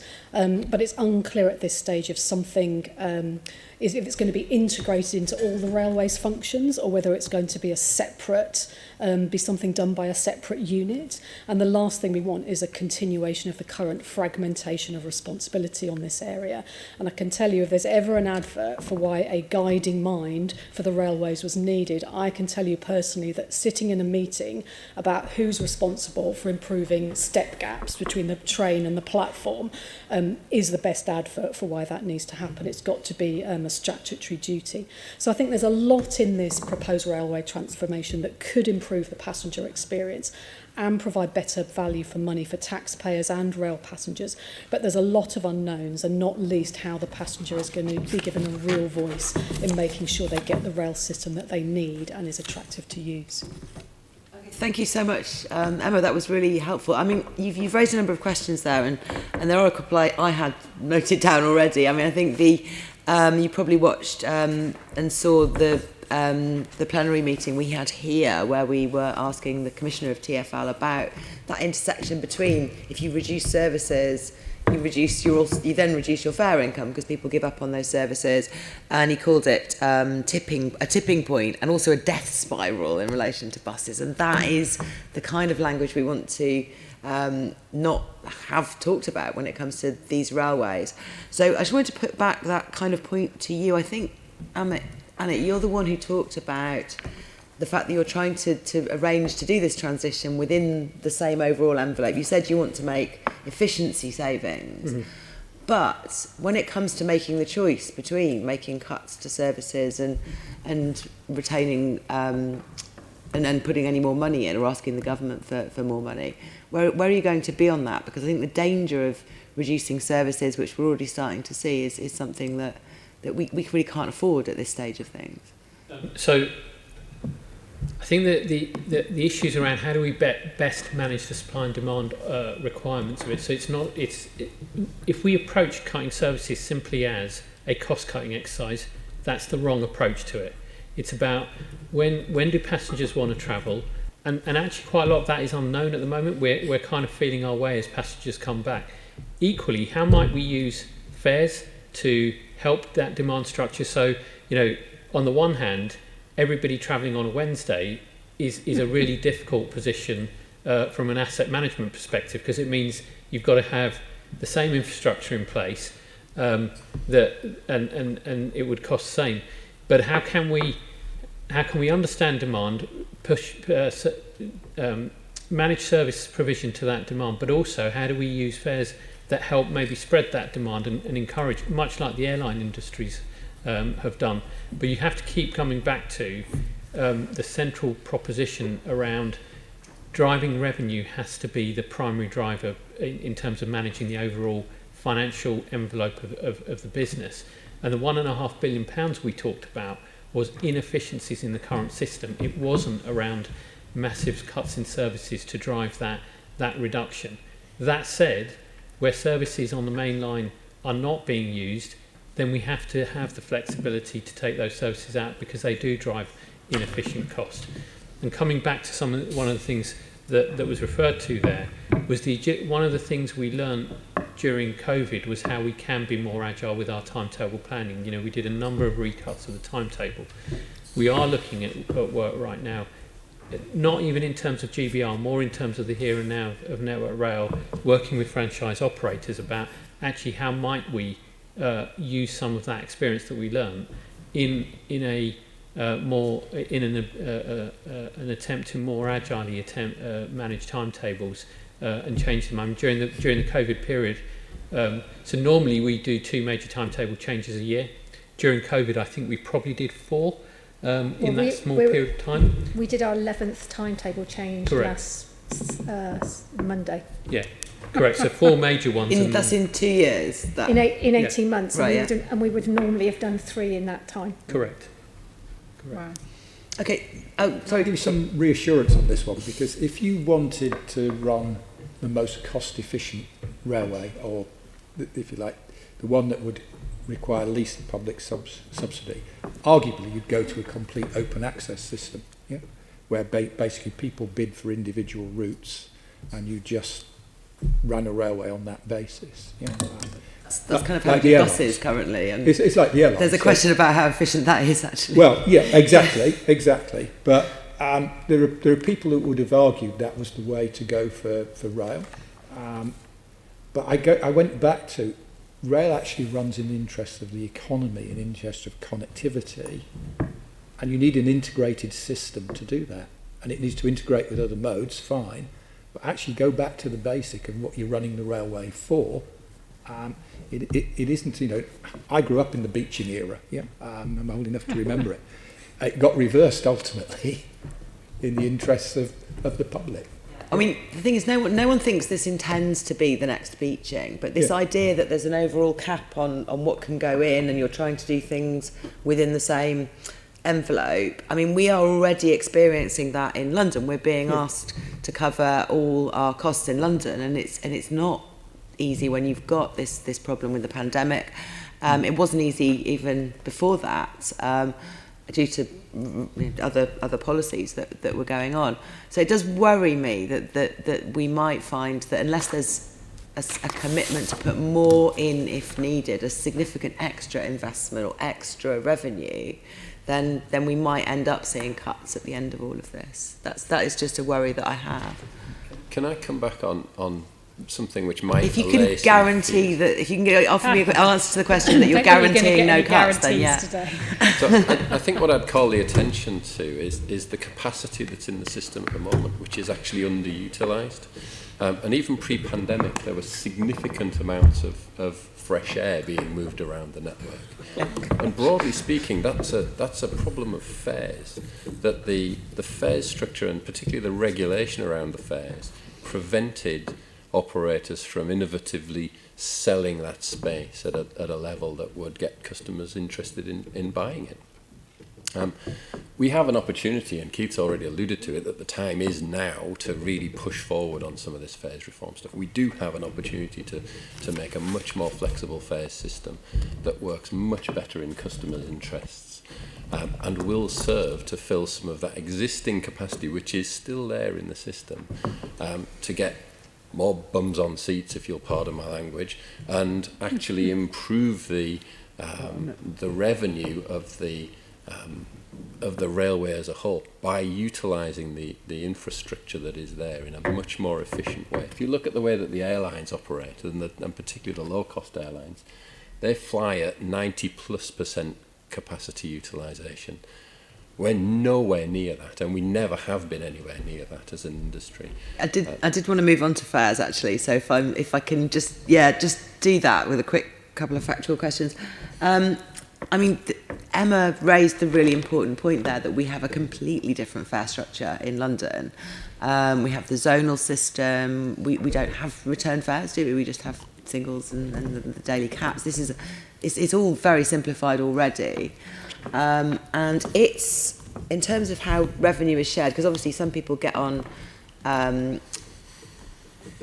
train operating company services and then travel under the zonal fare system using their Oyster cards and their contactless tickets, and then that is shared with the train operating companies under some quite ancient agreements about how that shares out. Now, I know that you said, Annette, that you hadn't yet looked at London fares in any detail, and I've been looking at London fares in some detail for some time now, and I've realised how complicated that already is. Do you have a timetable for when it might be appropriate for us to feed in ideas and thoughts about how those fare agreements might change, how there is an opportunity also to change and simplify London's fare system, although it is already simpler. There are changes that could be made. When is the timetable for when we might be looking at changing the sharing agreements between the TfL and the train operating companies? I haven't got a date for you right now, but I will. The commitment is we will absolutely be collaborating and talking to GLA, Great London Authority, as part of all of those conversations, and those will be part of the considerations we're putting into the process. That would include Travel Watch and the Assembly as well? Absolutely. Okay. Absolutely. You'd want to be consulted on every step of this when you are consulting, because of course. we will have. We want. I think, Chair, we want time in advance to put forward our ideas, not just to be consulted on their proposals. Yeah, no, absolutely. Well, I'm sure we can make sure we get that information. Assemblymember Bailey. Thank you. Just a quick thing. Just in response to Emma, you put forward an absolute avalanche of things that need to be looked at. Earlier on, Keith, you talked a lot about culture and the changes you'd like to drive, and of course, we've just had a conversation about fares and how much change. How much of this new world, this central body addressing the things that Emma will talk about, will need changes in legislation? Because I've worked in different places in government, and we had the concept of stamina. And what tires out any report is it just takes too long to deliver.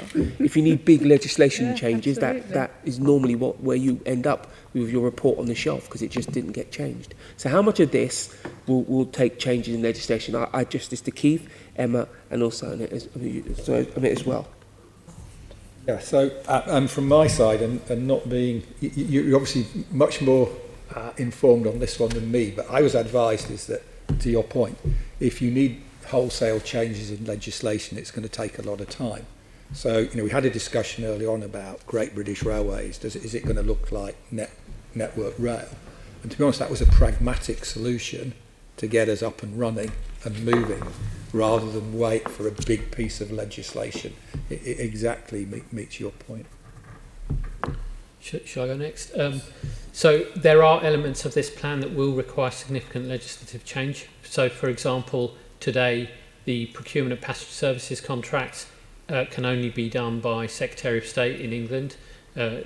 Scotland and Wales have devolved powers, and there's the overground also. So that will be a change that's required in legislation.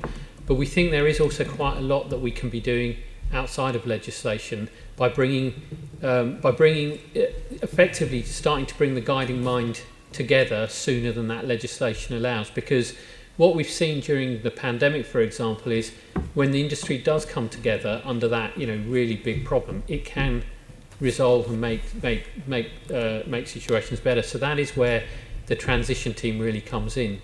So we put our propositions to Secretary of State in July of what the transition team looks like. He's accepted them last week as to what that looks like. So, and that will give Andrew Haynes, as a respected leader within the industry, the mandate to start bringing elements of this together, so that we can really start addressing some of those things early on. So, for example, the whole industry strategic plan, the whispers we're referring to, we can get on with that and start that before legislation starts. Given how foundational that is to what everything GBR will be doing, actually, that getting that underway now means that by the time legislation comes through, we'll have an understanding of the 30-year strategic outlook for the industry, and that we can start bringing that into play. The Rail Recovery Group that I talked about earlier is an industry body that's effectively GBR beginning to act and bring the industry together. So it's a mixture. There are some hard things that legislation only legislation can do, but a real desire to start making meaningful change earlier through the creation of GBR, for which we got the mandate last week. Thank you. Can I come in on the culture point briefly? Is that all right? I think it's been said, and Keith was saying this was the most important aspect to make this change work, was culture. And I think, you know, the cultural shift is really for the rail industry to see that their business is about moving people and not operating trains. And, you know, the railways is not one great kind of engineering project. It's actually about, you know, moving human beings from A to B and kind of satisfying their needs. And, you know, when the conversation's about technology, engineering, economics, you know, we're not talking about passenger satisfaction. We're not talking about having an inclusive railway. We're not talking about the different needs of women, for example, in travelling, which is really overlooked by kind of quite a macho culture in the transport industry. So I do agree that that's something absolutely fundamental. Chair, thank you. Lovely, thank you. Assemblymember Baker. Yeah, I just wanted to return to the discussion earlier on about fares. And just because there was a lot of talk about what passengers wanted from fares, but we didn't get to hear from Emma what passengers wanted from fares. Have you got anything to add to that discussion about what actually is wanted? Fares in particular, yes. I think there are a number of issues with fares, and I've talked about kind of, you know, people in South London needing, you know, affordable rail fares. I think there is a particular kind of commuter concern actually, which I'm hoping will get resolved in the kind of anomaly, and that's where commuters from different counties commuting into London get charged kind of quite different fares, where some journeys are much more expensive than others for travelling exactly the same distance. So I'm certainly kind of hoping that that's another fares issue that will get resolved through this process. So much more level playing field basically, and cost as well, if I can check that in. So, yeah, absolutely. Yeah, because there was a lot of discussion about that. It's tricky, isn't it? Because I mean, there's talk about, you know, the ambition to save 1.5 billion a year through this transformation. So either, you know, if you want to have a talk about making fares more affordable to get people back on the railway, that's, you know, there's a challenge there, isn't there, obviously. Thank you. Let's move on to our final section, looking at sort of national implications, commuters into London, a range of issues. And Assemblymember Clark, you're going to lead off. Thank you, Caroline, of course. Take your mask off when you speak. Yes, of course. Thank you. I'll start by asking Duncan Henry, what has been the major impact for train driver and other rail staff in London of the COVID-19 pandemic? I mean, it's been a significant time, hasn't it, for the whole country, and I think the train drivers have felt it acutely. There's concern about their jobs. They're very aware that there's a very low customer base, although it is coming back. So we're pushing towards 60% now of what we were seeing pre-COVID. There's been concern for themselves and their colleagues and the health of themselves, and of course there's been concerns outside of their roles. So there's been concerns for their family members and other members of the community. I think the current situation we find ourselves in is starting to help. So there's a light at the end of the tunnel, which we can now see, and I think there's a recovery that we can start to see. And as I say, we're now at about 60% of where we were pre-COVID, and that's creeping up all of the time. What we do see is that's different for leisure as opposed to commuters. So commuting is definitely not coming back as strongly at the present time as longer distance and leisure customers are. And so we've got a situation where the recovery is perhaps different depending on where you are in the country. And London in particular is not seeing the kind of recovery in terms of commuting that other parts of the country are seeing.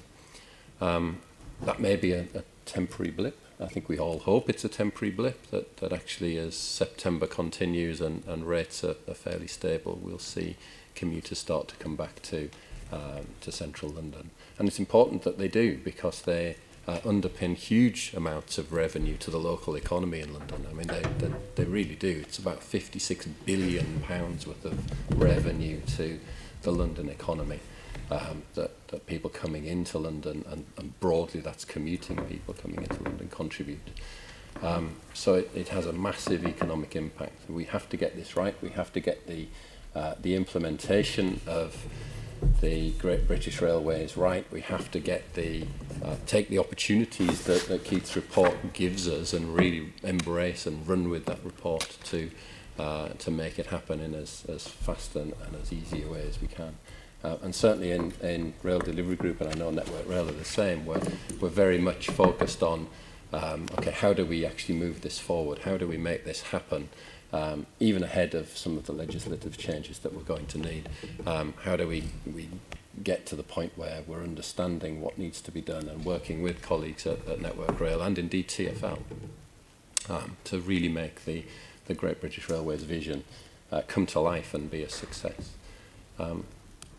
So from a driver's perspective, all of that comes into their purview, but they want to provide good service to customers, and that's, as I talk to members of staff at operators, and maybe Angie will pick up on that. Yes, I'd like to come that's in their, on yeah. That's their primary concern, is delivering for customers. I'd like to come in on that point. As well as being the Managing Director for Southern and Gatwick Express, I've also been leading GTR's crisis management team, which I think we all thought was going to be about 3 weeks, and then ended up being a lot longer. So we identified very quickly that the safety and the well-being, and I want to emphasise well-being as well here, was a critical priority that we had to factor into our crisis management recovery plan here.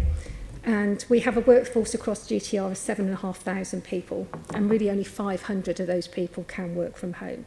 So throughout the pandemic, the vast majority of our staff have been out there working every single day. And I'd really like to take this opportunity to thank not only our own staff, but all the other train operating staff, Network Rail and everybody who has kept our services running for our key workers. And I think the industry really got behind that messages of key workers for key workers. And I think for the first time in a long time, it really had a common goal and a common purpose of what we were trying to deliver. And I felt a real sense of pride from our staff about their being out there, being able to help and deliver a service. And as Duncan said, you know, over the months, they have become acutely aware that passenger numbers are not coming back. Yeah. And I live on the network, I travel on the network, and I love speaking to our staff because I find out so much more from the staff than I'll ever find out from reading a report or some statistics. And I think the thing that's been really, really comforting for me in leading the crisis management is that our staff have thought that we have been with them all the way. Our mantra is we're with you. We're with you in providing to make sure that you feel safe and secure in your job. So when the government mandated face masks, we put those out. We were the first operator to introduce Zuno, virus-side cleaning on trains. We put that in all our depots. We put in all sorts of things to make sure that people could socially distance and operate. So I think in some ways the crisis has brought our team together for a common goal. And that's really what we're looking for out of Great British Railways, is creating that common goal, that common vision.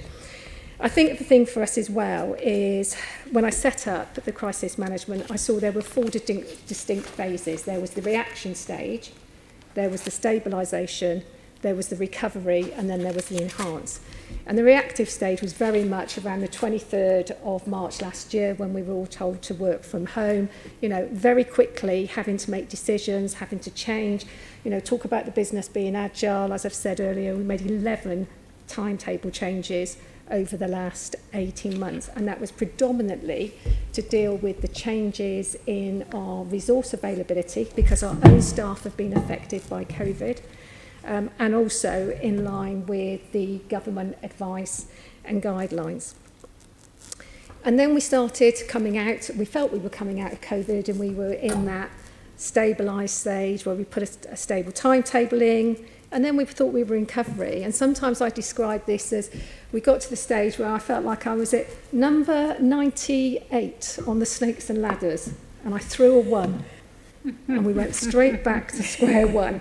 So it has felt like it's been a bit of a cycle that we've been going on. But I think the point to come back here is our staff, not just our drivers, all of our staff have been absolutely critical throughout this. They've done an amazing job, but they are acutely aware that things are changing. And it's interesting because the staff are coming to me now and saying, is there a place for me in the future? And I couldn't agree more with the statement that Emma made earlier on. The railway is all about people. For me, it's about people. If ever I go to a presentation, I will not show a picture of a train. I will show a picture of the people, because it's people that operate our trains.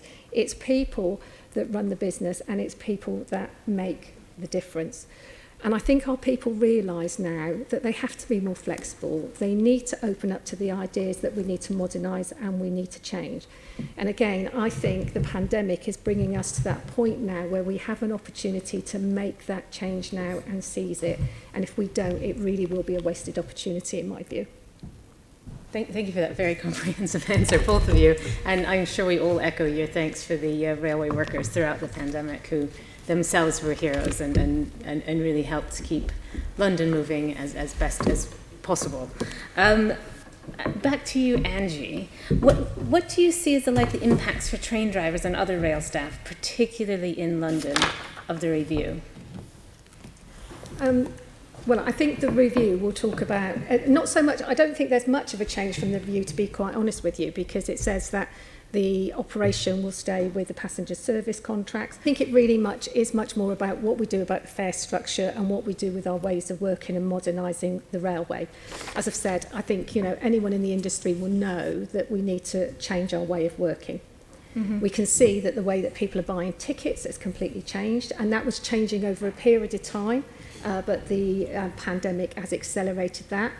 GTR, we already were quite more advanced than any of the other train operating companies with a smart card ticketing system that we had. And if you look at our statistics for GTR over the number of people that have moved away from buying tickets at a ticket office to buying those tickets online, we're way ahead of any of the other train operating companies. So I think it's really about designing a target operating model that suits the requirements of our customers and going back to that customer-led, demand-led type of operation. But as I said, I think people really feel now this is the time that we do need to change, because our customers are changing in the way that they travel and the way that they want us to be able to, the way they want to be serviced. There will always be a role for people out there. Mm-hmm. We talked about an inclusive railway, accessibility. We need to grapple with the fact that not every station is accessible, and the fact that our rolling fleet doesn't allow step-free access.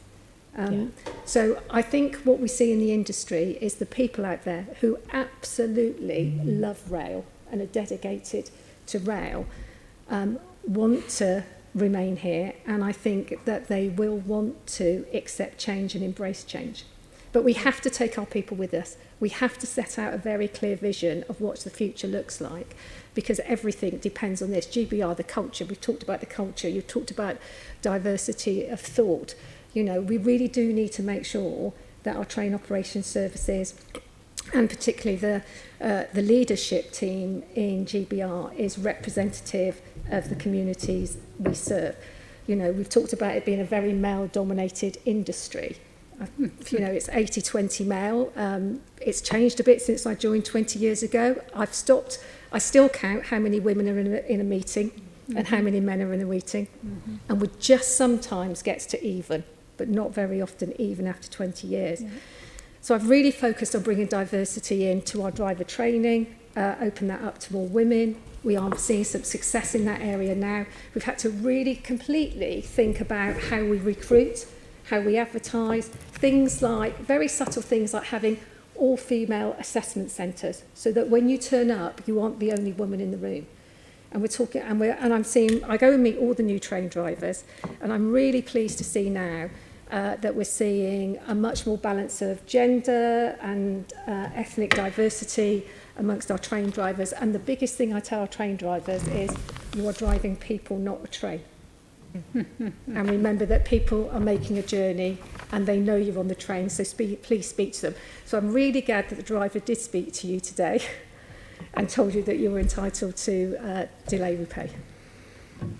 There's potentially a kind of a driver-related issue that kind of crosses over with passenger need. I was talking to somebody in the rail industry a couple of weeks ago about the the new commuting times, where people are Tuesday to Thursday seems to be the kind of popular days for people to come in, and people less likely to come in on a Monday or a Friday, and that's kind of borne out by the stats at the moment on the railway. And I was saying, well, you know, could you imagine a situation where the railway are running, say more services on a Tuesday, Wednesday and Thursday to cater for those different needs of passengers, so that, you know, trains are less crowded, for example. And the answer I got was that actually that would be very difficult from a kind of driver roster point of view.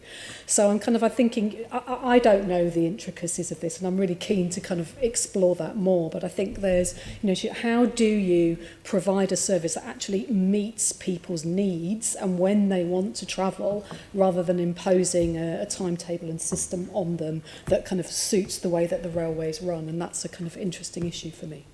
Mm-hmm. Okay.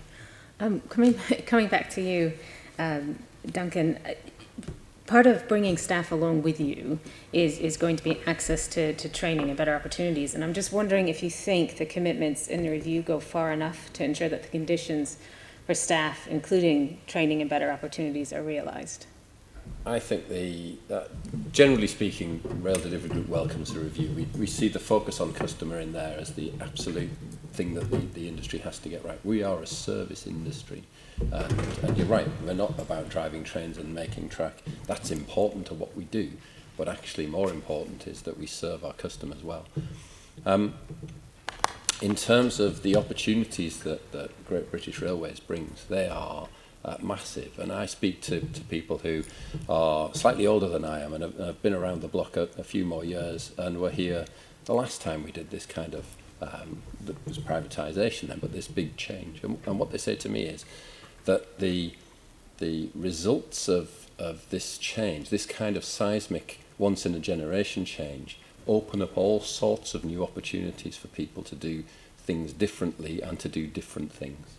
And so whilst I think that the document itself doesn't go into lots of detail about those kind of opportunities and the specificities of what we expect over the next couple of years, and in a number of areas, and obviously that detail will need to be worked through. What it does do is it sets out a programme of change in it, and it talks about the opportunity that we can have as a railway industry as these changes come in. And so I think, generally speaking, there will be lots of opportunity for people to move around, to do things that are different to what they do today within their comfort zone, and to accept some of the challenges that Angie set out of doing things differently in order to provide a much better service than we've been able to provide under the structures that we've had in place in the past. And that structure has constrained people, and I think there's a as that lid comes off, we have a real opportunity now to see all sorts of new innovations and different ways of working coming out. And I'm really positive and optimistic for this change. I think if we get it right, if we get it over the line, if we get the legislation made in time, then we really have an opportunity now to make rail sing as part of a public transport infrastructure, and tackle things like the climate emergency. We haven't really touched on the climate emergency, but rail is a fundamental part of the solution to that. And what we desperately can't have is a car-led recovery, particularly in a big city like London, where congestion is high and air quality can be quite poor at times. We have to have a way of moving people around that is much better than putting people in cars that are belching out nitrous oxide and CO2. Definitely agree with that. Is there any, to all of you, I mean, is there anything else you think the review should have included? We would have liked to have seen a little bit more on fares reform. I think the fares piece is quite, it's there, but it could have been a bit more. I think there's a question which has been raised with me as how the devolved governments, and I guess from this Assembly's perspective, how the Great British Railway works with those devolved governments and regional authorities. And that would give us a blueprint, if you like, for how how the structures are meant to work. And I think we're kind of working through some of that detail through forums like this, and by hearing from Keith and the team as to how this is meant to work. And you know, to some extent, we'll be feeling our way for the next couple of years as things settle out. But I know the Welsh government, the Scottish government are particularly concerned around the branding and the Great British Railways and how they fit within that, and some of the retail, the single online retail piece that is referred in one of them. How do they get involved in that? So there are a couple of things where I think more detail is needed, but it's however many pages, a large report already. So I understand why the level of detail isn't there, and we just need to work through and get those kind of details as we go. And just to respond on that. Yeah, go ahead, please.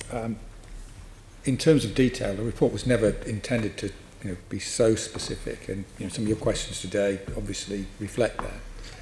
It is a question of ongoing engagement.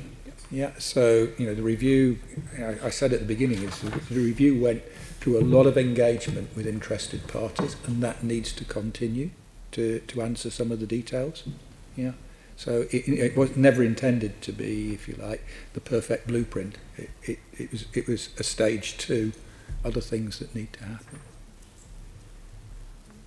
Yeah, just in terms of things that are potentially, missing, I think, the positive impact of rail on London's economy and the wider economy maybe could have had more kind of prevalence in the review.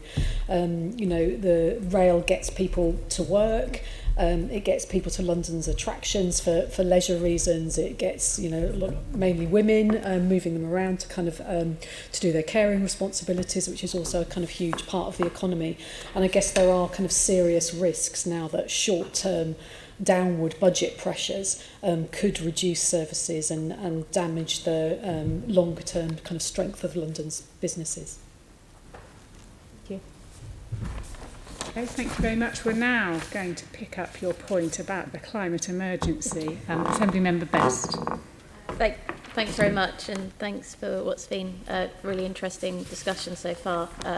It's brought a lot of the points of the report out for me in much clearer detail. So, yeah, moving on, as Caroline said, wondered how important is the electrification of the railways to the ability to deliver the commitments within the review?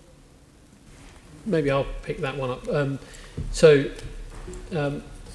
If we think about 2050 and the commitment for zero carbon, we think rail's best way of contributing to that is through further electrification of the network. So it's not just about the report, but it's about that governmental priority around 2050. You may have seen as Network Rail, we wrote a decarbonisation strategy about 12 months ago, and central to that was electrification as the way to achieve to make rail's contribution to zero carbon. Both passenger services and freight services we see as strong candidates for that. We understand our role around making that more affordable is central to that. But absolutely, electrification is, we believe, the fundamental route to improving carbon neutral on railways. Thanks. Can I add a sort of corollary point to that? So one of the things that concerns us as Rail Delivery Group is the imbalance that we perceive in other forms of transport, actually. So rail has been almost singled out as a transport mode to not have the kind of level of benefit that some others have. So air passenger duty is being held or even reduced.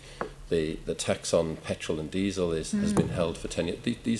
These affect people's choices, and what we would call for as a group is actually just to be treated fairly with those other transport modes. So where there's a VAT-free fuel for air, maybe that should be extended to rail too, or maybe there should be a way of finding to put similar taxes onto other modes, because those economic choices, those economic pressures do make a difference to people's decisions as to how they travel, and it's important that people do use rail, which is fundamentally the greenest form of mass transport that there is. Just can I add to that, on coming from your point, Duncan? I think for me the best solution to the climate emergency is to make the trains run on time, because then people will use them, and that's clear from the research. And I think, you know, and added on to that, you know, reduce crowding on trains so that people will actually want to use them and not travel in their car instead. And kind of picking up on where Emma's coming from, I was actually going to roll back, I think, about 6-7 years when I was working in rail electrification. And actually, you know, it sounds really good, and, you know, we can make the whole network green by electrifying everything, but you run into real problems, and often there's a lot more environmental damage sometimes, you know, where you have the environmental via the financial side of how to do this environmentally friendly when you're knocking down big sides of banks and having to reshape things. Example, knocking down entire bridges because they're an inch too small to get the existing poles down, which is a very real problem, especially in London. So it's kind of that, I think, you know, so we can sit and say, oh, you know, electrify the whole railway, and that's really important, it'll be environmental, but it's a bit deeper than that, isn't it? It's a bit, and as Emma said, whilst we do all those electrification you know, enhancements, that's people that are driving around in cars because their line isn't reliable. Exactly right. It actually needs a whole industry plan, which is what was lacking. You need that 30-year view, because, you know, rolling stock is there for 30 years potentially. So you need a plan now, and you need to start working with that plan. And I don't think it is as straightforward as just electrify everything. Yeah, but it needs looking at. Perfect, thanks. Moving on, just I wondered what other ways the rail industry should be looking to become more environmentally aware, to anyone. Freight is the one we touched on before, and particularly sort of freight. You know, transport declined, has come back, and is 13-14% of rail at the minute, and still has lots of opportunity. Now I look at, you know, my own company, Raw Mail, where in the 90s about 20% of our transport was on trains. That's disappeared dramatically, and there's an opportunity to bring it back. Just one example. So I think dealing with freight is going to be an important element of the green agenda, particularly since trains are potentially greener. And, you know, I absolutely agree about freight, but you've got to, I think the challenge is how do you prioritise the passenger railway and the passenger needs, and kind of balance the needs of freight as well, so that you're not running freight trains at times when people actually need to be using them to get to work and to do other important journeys.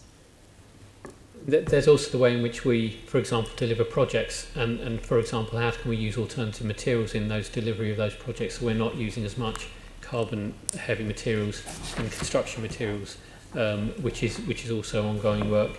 And beyond that, electrification isn't a solution for every part of the network in every location. So what are alternative short opportunities? So we're looking at battery trains, hydrogen trains. Indeed, just last week I heard about we're starting a project with Southampton University around potential use of ammonia. Now I don't know what the pros and cons of that, but it's what I'm illustrating through that is it comes to the innovation that's required, which comes back to there being a long-term plan that's going to help people invest in those opportunities. So it's not just about the rolling stock. There are opportunities beyond that too. Can I mention one last one, which is stations? We haven't covered stations. Yes. I don't lose sight of the fact that stations themselves could be much improved. And, you know, you look at London, is the way that the stations have been improved. I think there's an opportunity nationally to involve local communities much more in what happens with their stations and to improve them. I'm glad you mentioned that, because I do think that's a really big point, the station. You know, it's such an asset, really, that can't be underutilised. I just quickly on that. I just want, and sorry, Duncan, just to thank you for a comment earlier where you said something about thinking about the amount of fresh air we move around for free, and I think that's really important in thinking about the environmental bit and how we bring that together. So I think that's something I'll take away. I just wanted to ask quickly to you, how do you think the customers of London, how important is an environmentally friendly transport network to them, do you think? I mean, it's interesting. It doesn't come up in the kind of the top thing to mind. You know, reliability and affordability tend to be the things that come up most, but that doesn't mean that an environmentally friendly network isn't important to people. It's just a bit lower down the list. And certainly in terms of air quality, that is a hugely important thing for Londoners. As we know, lots of people live in areas of London where there are, you know, unlawful levels of air pollution. And obviously, you know, the train can contribute to helping with congestion and air pollution if it discourages people from getting in their cars, because it's easy to use, it's affordable to use. And finally, Chair, I want to ask, what would be a good outcome from the rail review in terms of modernisation and innovation, given the review suggests rail is so far behind where it needs to be? A couple of things. One, it goes back to that long-term plan. For example, the supply chain tell us is that they find it difficult to justify to their own businesses putting investment into innovation because they can't see that long-term plan. Next, culture is a really important aspect of that. We aren't an industry that has a cultural acceptance of alternative ideas that often. And so changing the culture where actually innovation is something to be welcomed rather than to be defended is a really important element. And part of that goes back to how do we incentivise people to want to do things better rather than stick to just the processes they know. So culture is central to that, as well as that long-term planning, I think, are two really common things people tell us that they struggle to get innovation into our industry. Okay. Thank you. Lovely, thank you very much. I've got a few people wanting to come in off the back of this. Assembly Member Prince. Oh, thank you. We touched on freight a few minutes ago. Perhaps I can start with Annette. I mean, do we think that there is the capacity on the tracks really to make a significant increase in the amount of freight? So capacity in lots of parts of the network is the big constraint to passenger and to freight volumes. We think there is opportunity though. We think there is opportunity both through better utilisation of some current capacity, but also in some directed investments that give us opportunity. So yes, we do believe there's capacity, and we believe there's more to be had. But the important point is doing that in totality across the passenger and freight market as one, rather than seeing them as two separate ones, which is kind of what we've been doing up until now. And also going back to the 30-year plan, we've kind of thought of as freight, any investment, as kind of 5-year chunks of investments, rather than thinking of it as a long-term plan, a long-term solution to the 30-year plan. Keith, if I can just sort of ask the same question to you, but add to that, we were talking about modernisation and electrification, but surely the biggest challenge I would see for the railways is signalling, and that has been one of the big problems we've had with Crossrail, the fact that the train is going to cut across 4 different signalling systems, and it's a complete nightmare. And as you quite rightly say, the rolling stock's 30 years old, but do we not need in that 30-year plan a plan to make sure that by the time we get all the new rolling stock, it's all able to run on the new signalling system, which is in place and up and running? Yeah, it's a really good point, because people talk about trains, actually need the infrastructure. It's why I mentioned stations as well. You need the whole infrastructure to work, which is why you need a long-term plan. Okay, lovely. But I've got a long list of members very keen to come in here. So I've got Assembly Member Bailey next. Thank sorry, not just to labour the point on freight. Don't the people, from a commercial point of view, who already use railway freight, they know about it, they use it, what efforts are being made to include, other businesses that haven't considered it? Because if I see the freight, it's coal, it's cars, but who else could be using freight, and you're reaching out to them to let them know that they could be doing their business on the railways? I mean, the other big users of freight include people like the retail companies and those kinds of ones. So one of the strong elements of GBRTT as we start in this implementation phase is we're going to have a specific freight function there, which will have a number of roles. One, which is what is the strategic role for freight in the industry, but it will also have a specific role to play, which is more traditionally kind of how do you encourage and grow the market to bring alternative, bring other users into the market that don't use it at the moment. Because up until now, our work in Network Rail has largely been about managing the freight customers we have today rather than growing the freight market in totality. So we recognise that that's been a gap in how we've approached it up until now. Because it would strike me that we've talked about the green agenda and the railways and how much, and from one point of view, I think you couldn't reduce fuel VAT, for instance, because there's an argument that the railway industry gets lots of subsidy elsewhere. But if we're going to address the green issue, surely freight is the way to do it, because one of those large trains has got to be, 50, 60, 70, 80 lorries. But the tension is, as Emma quite rightly pointed out, we are focused on moving people, but I think I'm making a plea to move freight very far up the line because it addresses a very big environmental problem that I don't think could be addressed elsewhere. Because, for instance, when you move everything to electric, you're going to have the problem of embodied carbon, and that's not going to go away. So how can you make the argument, how will you deal with the tension between what I'm calling Emma's need to fill the trains with people and the wider environmental challenge we have? And again, because I'm focused on the legislation, who is doing this work in Parliament to move your legislation along to get these things done? So in terms of getting more freight on the network, that doesn't particularly require legislative change. Good. There is a balance to be found between passengers and freight. We've got to optimise that opportunity and then fill that space. And so what I'm saying to you is that as part of GBR transition team, there will be a strong freight function there. It's not just a voice. The accountability for that team will be to get more freight onto the railway than we've had before, but also talking across with their passenger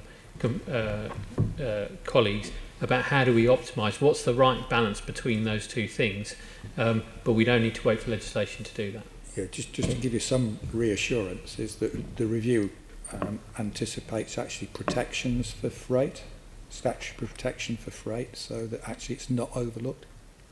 And just my last point on signalling, in a perfect world, one of the main jobs of this centralised group of people would surely be to rationalise signalling.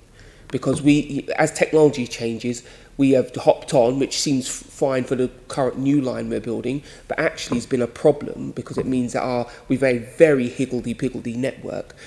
As a standing agenda item, it's surely got to be the standardisation of signalling so that we can move forward in big steps. Digital signalling, yeah. Yeah.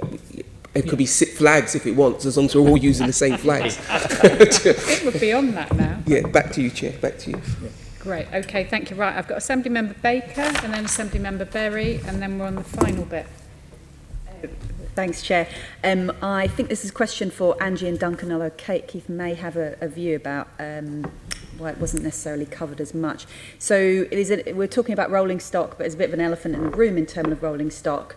as an operating lease model applies to all of that. You all know this. To the vast majority of national rail rolling stock, and those leasing costs have risen by 91% in the last 5 years. So we're talking about lowering costs in the industry, we're talking about better planning, we're talking about environmental impact. What might the costs and benefits of abandoning this model and asking Great British Railways to purchase rolling stock directly might be? It's clearly one of the things that could be done, and there'll need to be a review of the business case for doing that. I think it's one of the things, if I remember rightly, it is briefly mentioned in the report that as one of the possible opportunities for Great British Railways. So it's certainly something that's been thought through, it's been thought about, it needs to be thought through more fully, and if it makes economic sense and it saves money, then I can definitely see a case being put forward that it would be brought in-house into GBR. Do you have any views about specifically the costs and benefits for those of us not in the railway? I'm not close enough to the numbers, sorry. Okay. Yeah, one of the things which we could give you actually is that I did a chart that looked, if you like, the size of the opportunity versus, if you like, the complexity of getting there. Yeah. And it's a chart that, if you like, we could share with you, but rolling stock was actually, if you like, lower on the scale than some of the other things. So it's not to be ignored, all things need to be taken into account, which we have, but it was lower on the priority list. But we could send you that sort of chart if you're interested. It'd be really interesting really in helpful. seeing that. Thank you very to much. understand that thought process. Yeah, thank you. Thank you. Assemblymember Berry? Yes, we'd love to see your prioritisation matrix. That would be incredible. And actually, the answer to this may be somewhere. The answer to that, to my next question, may be the same thing. I'm really interested in softer measures for getting people to change their mode of transport and alter how they travel.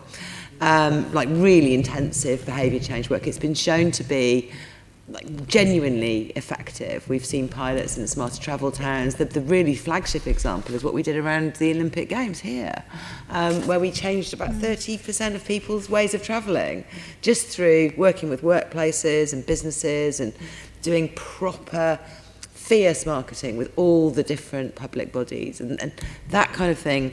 I think if you're talking about a 30-year strategy, and especially when we're talking about people having changed their way of travel now because of the pandemic and the things that Emma was talking about needing to feel sort of safe and looked after and the needs of women as well. These are things that can be tackled through that kind of softer behaviour change nudges beyond things like simpler tickets and information. The review doesn't mention it at all. Even the Rail Delivery Group's own looking into fares and simplifying fares doesn't mention that kind of softer measures at all.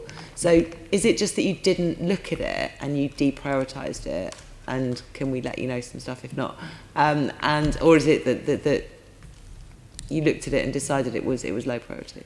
No, I don't know if this answers your point, but there's two sections in the review. One deals specifically with bicycle travel, for instance, because if you want a real step change, you're going to have to think not only train, you're going to have to think bicycle.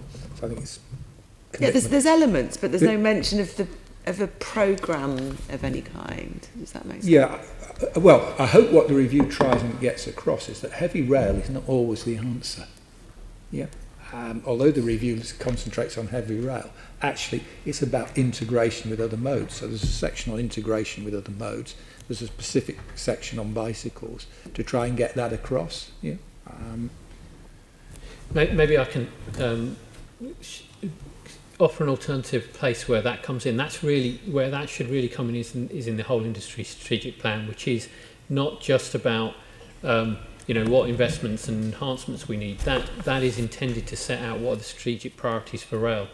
The lady that's leading that work for us is a lady called Elaine Seagriff, who was actually the lady that led the Mayor's Transport Strategy in 2010 and the update in 2016. So Sean, really getting your input into that thinking. She definitely ought to have the legacy learning about transport reports.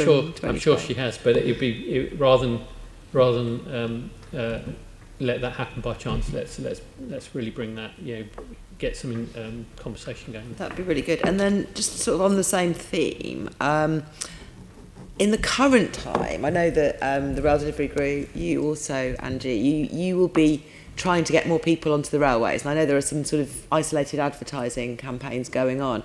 In the early 2000s, there was joint advertising done between what was then the Highways Agency and some of the rail operating companies, just literally appealing to drivers and just pointing out that it was quicker to get places on the train, it was cheaper, you could do your work, all of those, like just a marketing campaign that was jointly done between the road and rail operators on the basis that this helped everybody.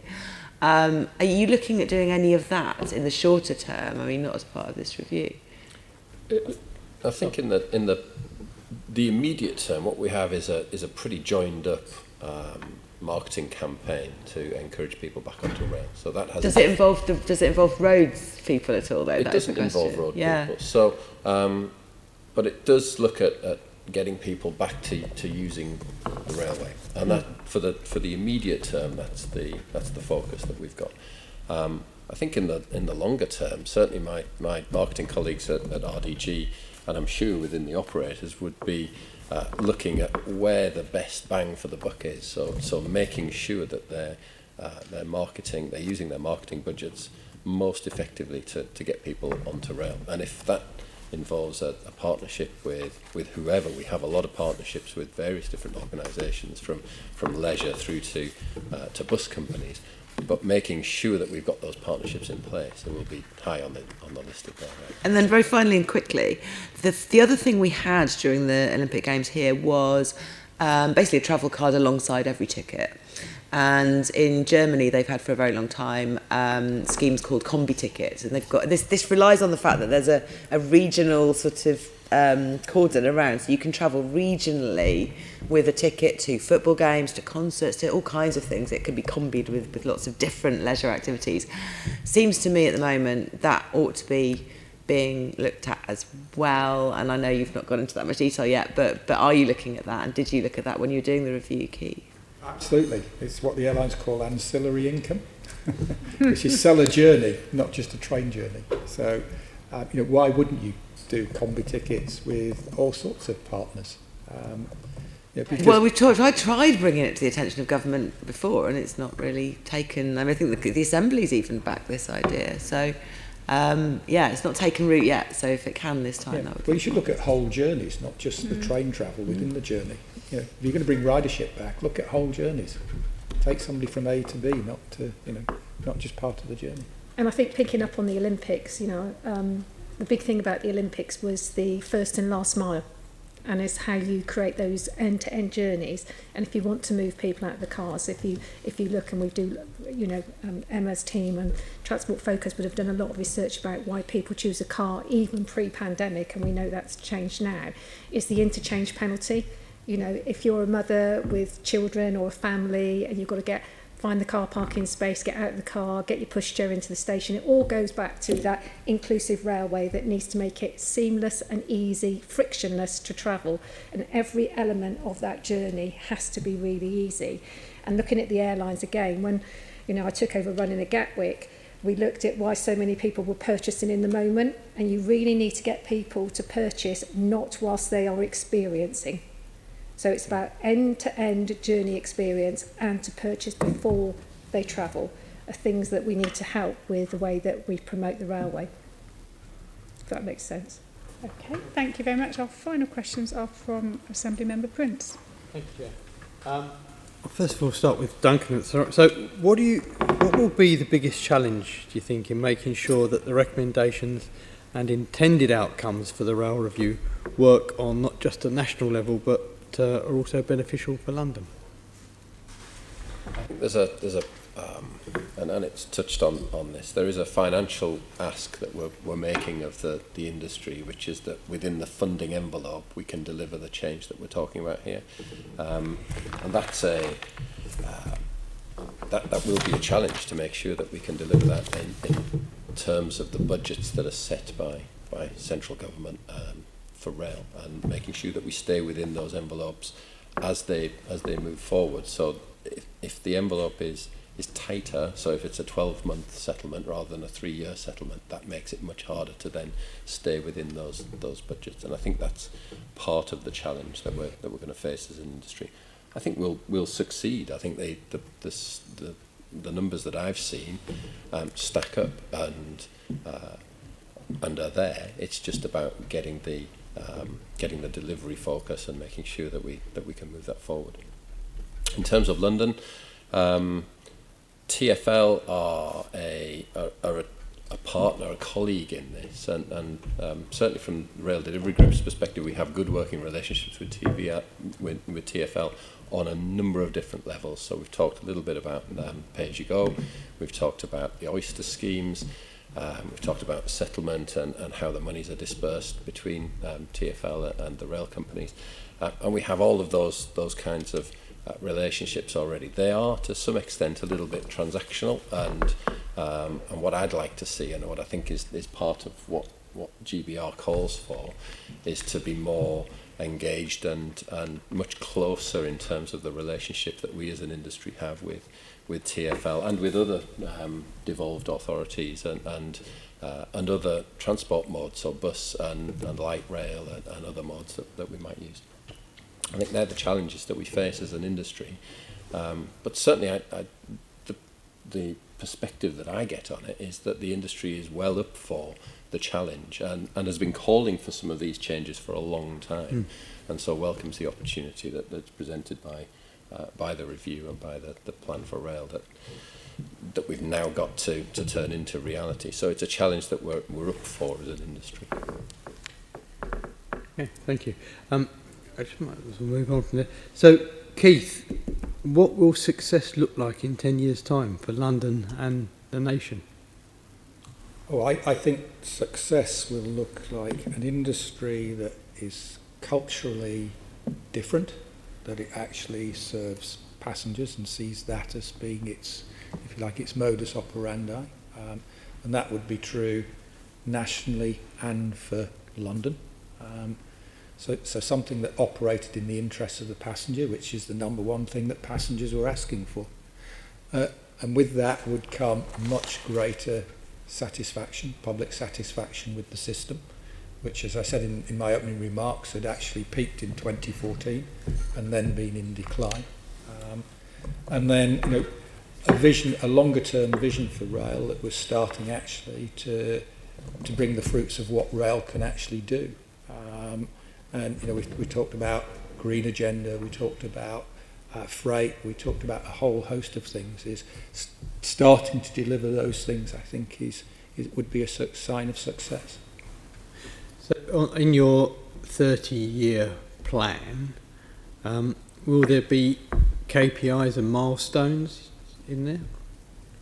Yeah, absolutely. So part of the current work on the WISP, it will be what are the strategic objectives that we want from rail, and how will we measure those, so that it's not just a kind of aspirational document without any understanding of how we may get there. Yeah, good. So Emma, for Travel Watch, what do you think success would look like?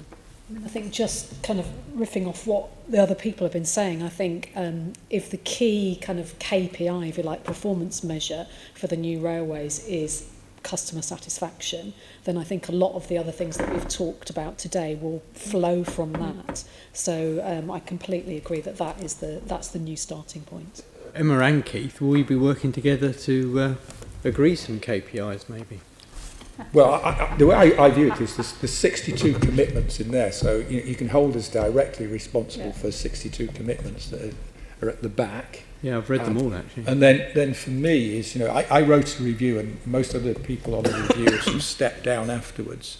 I've stayed involved, really, to answer your question, which is to make sure it does what it says on the tin. Yeah? And I think working with groups like Emma is going to be hugely important in delivering that. I think you have to be receptive rather than prescriptive in some of your goals, that you actually do listen to organisations like Travel Watch, because you you could create a 30-year vision that looks great to you, but actually doesn't really work. Yeah, you know, I'm going back to when the review started, is that most people were interested in structure. Yeah, that's the exciting bit for politicians in particular. Yeah. Actually, I put that entirely to one side. Is let's listen to what the passenger experience, absolutely, and build it from there. Yeah, and that needs to continue to be the approach. Build it from the passenger experience. Yeah, good. Thank you. Thank you very much. Well, that brings to an end our session this morning. Thank you so much. It has been so informative. I think we've all been really gripped by the discussion and probably developing more questions in our heads. So can I thank Duncan, Annette, Keith, Emma and Angie for your contributions. If there are things that you wanted to say that you didn't have the opportunity or you've thought of since, please do write in to us. Our meeting next month will be with passenger groups to hear from passengers what they want to see from Great British Railways, what they want to see from other services like Crossrail as well. So we've just got a few tiny bits of business. So members, can we note the report and the discussion?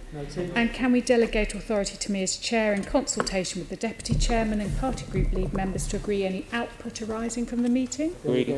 Thank you very much. We will be writing to our union representative as well to get their evidence. Item 7, can I ask the committee to note the work programme and meeting dates and also to delegate authority to me as chair in consultation with the deputy chairman and party group lead members to agree the extension of the appointment of the chair of the London Travel Watch Board. This has been discussed. Is that agreed? Agreed. Thank you. Date of next meeting will be on the 12th of October. It says here it's in the chamber. It may well be in the committee rooms downstairs if we're doing some engagement with passenger groups. Any other business? I have no urgent business apart from to say I hope the committee joins me in wishing the Deputy Chairman a happy birthday today. I hope the rest of his day is as exciting as his morning has been. Thank you all members very much indeed.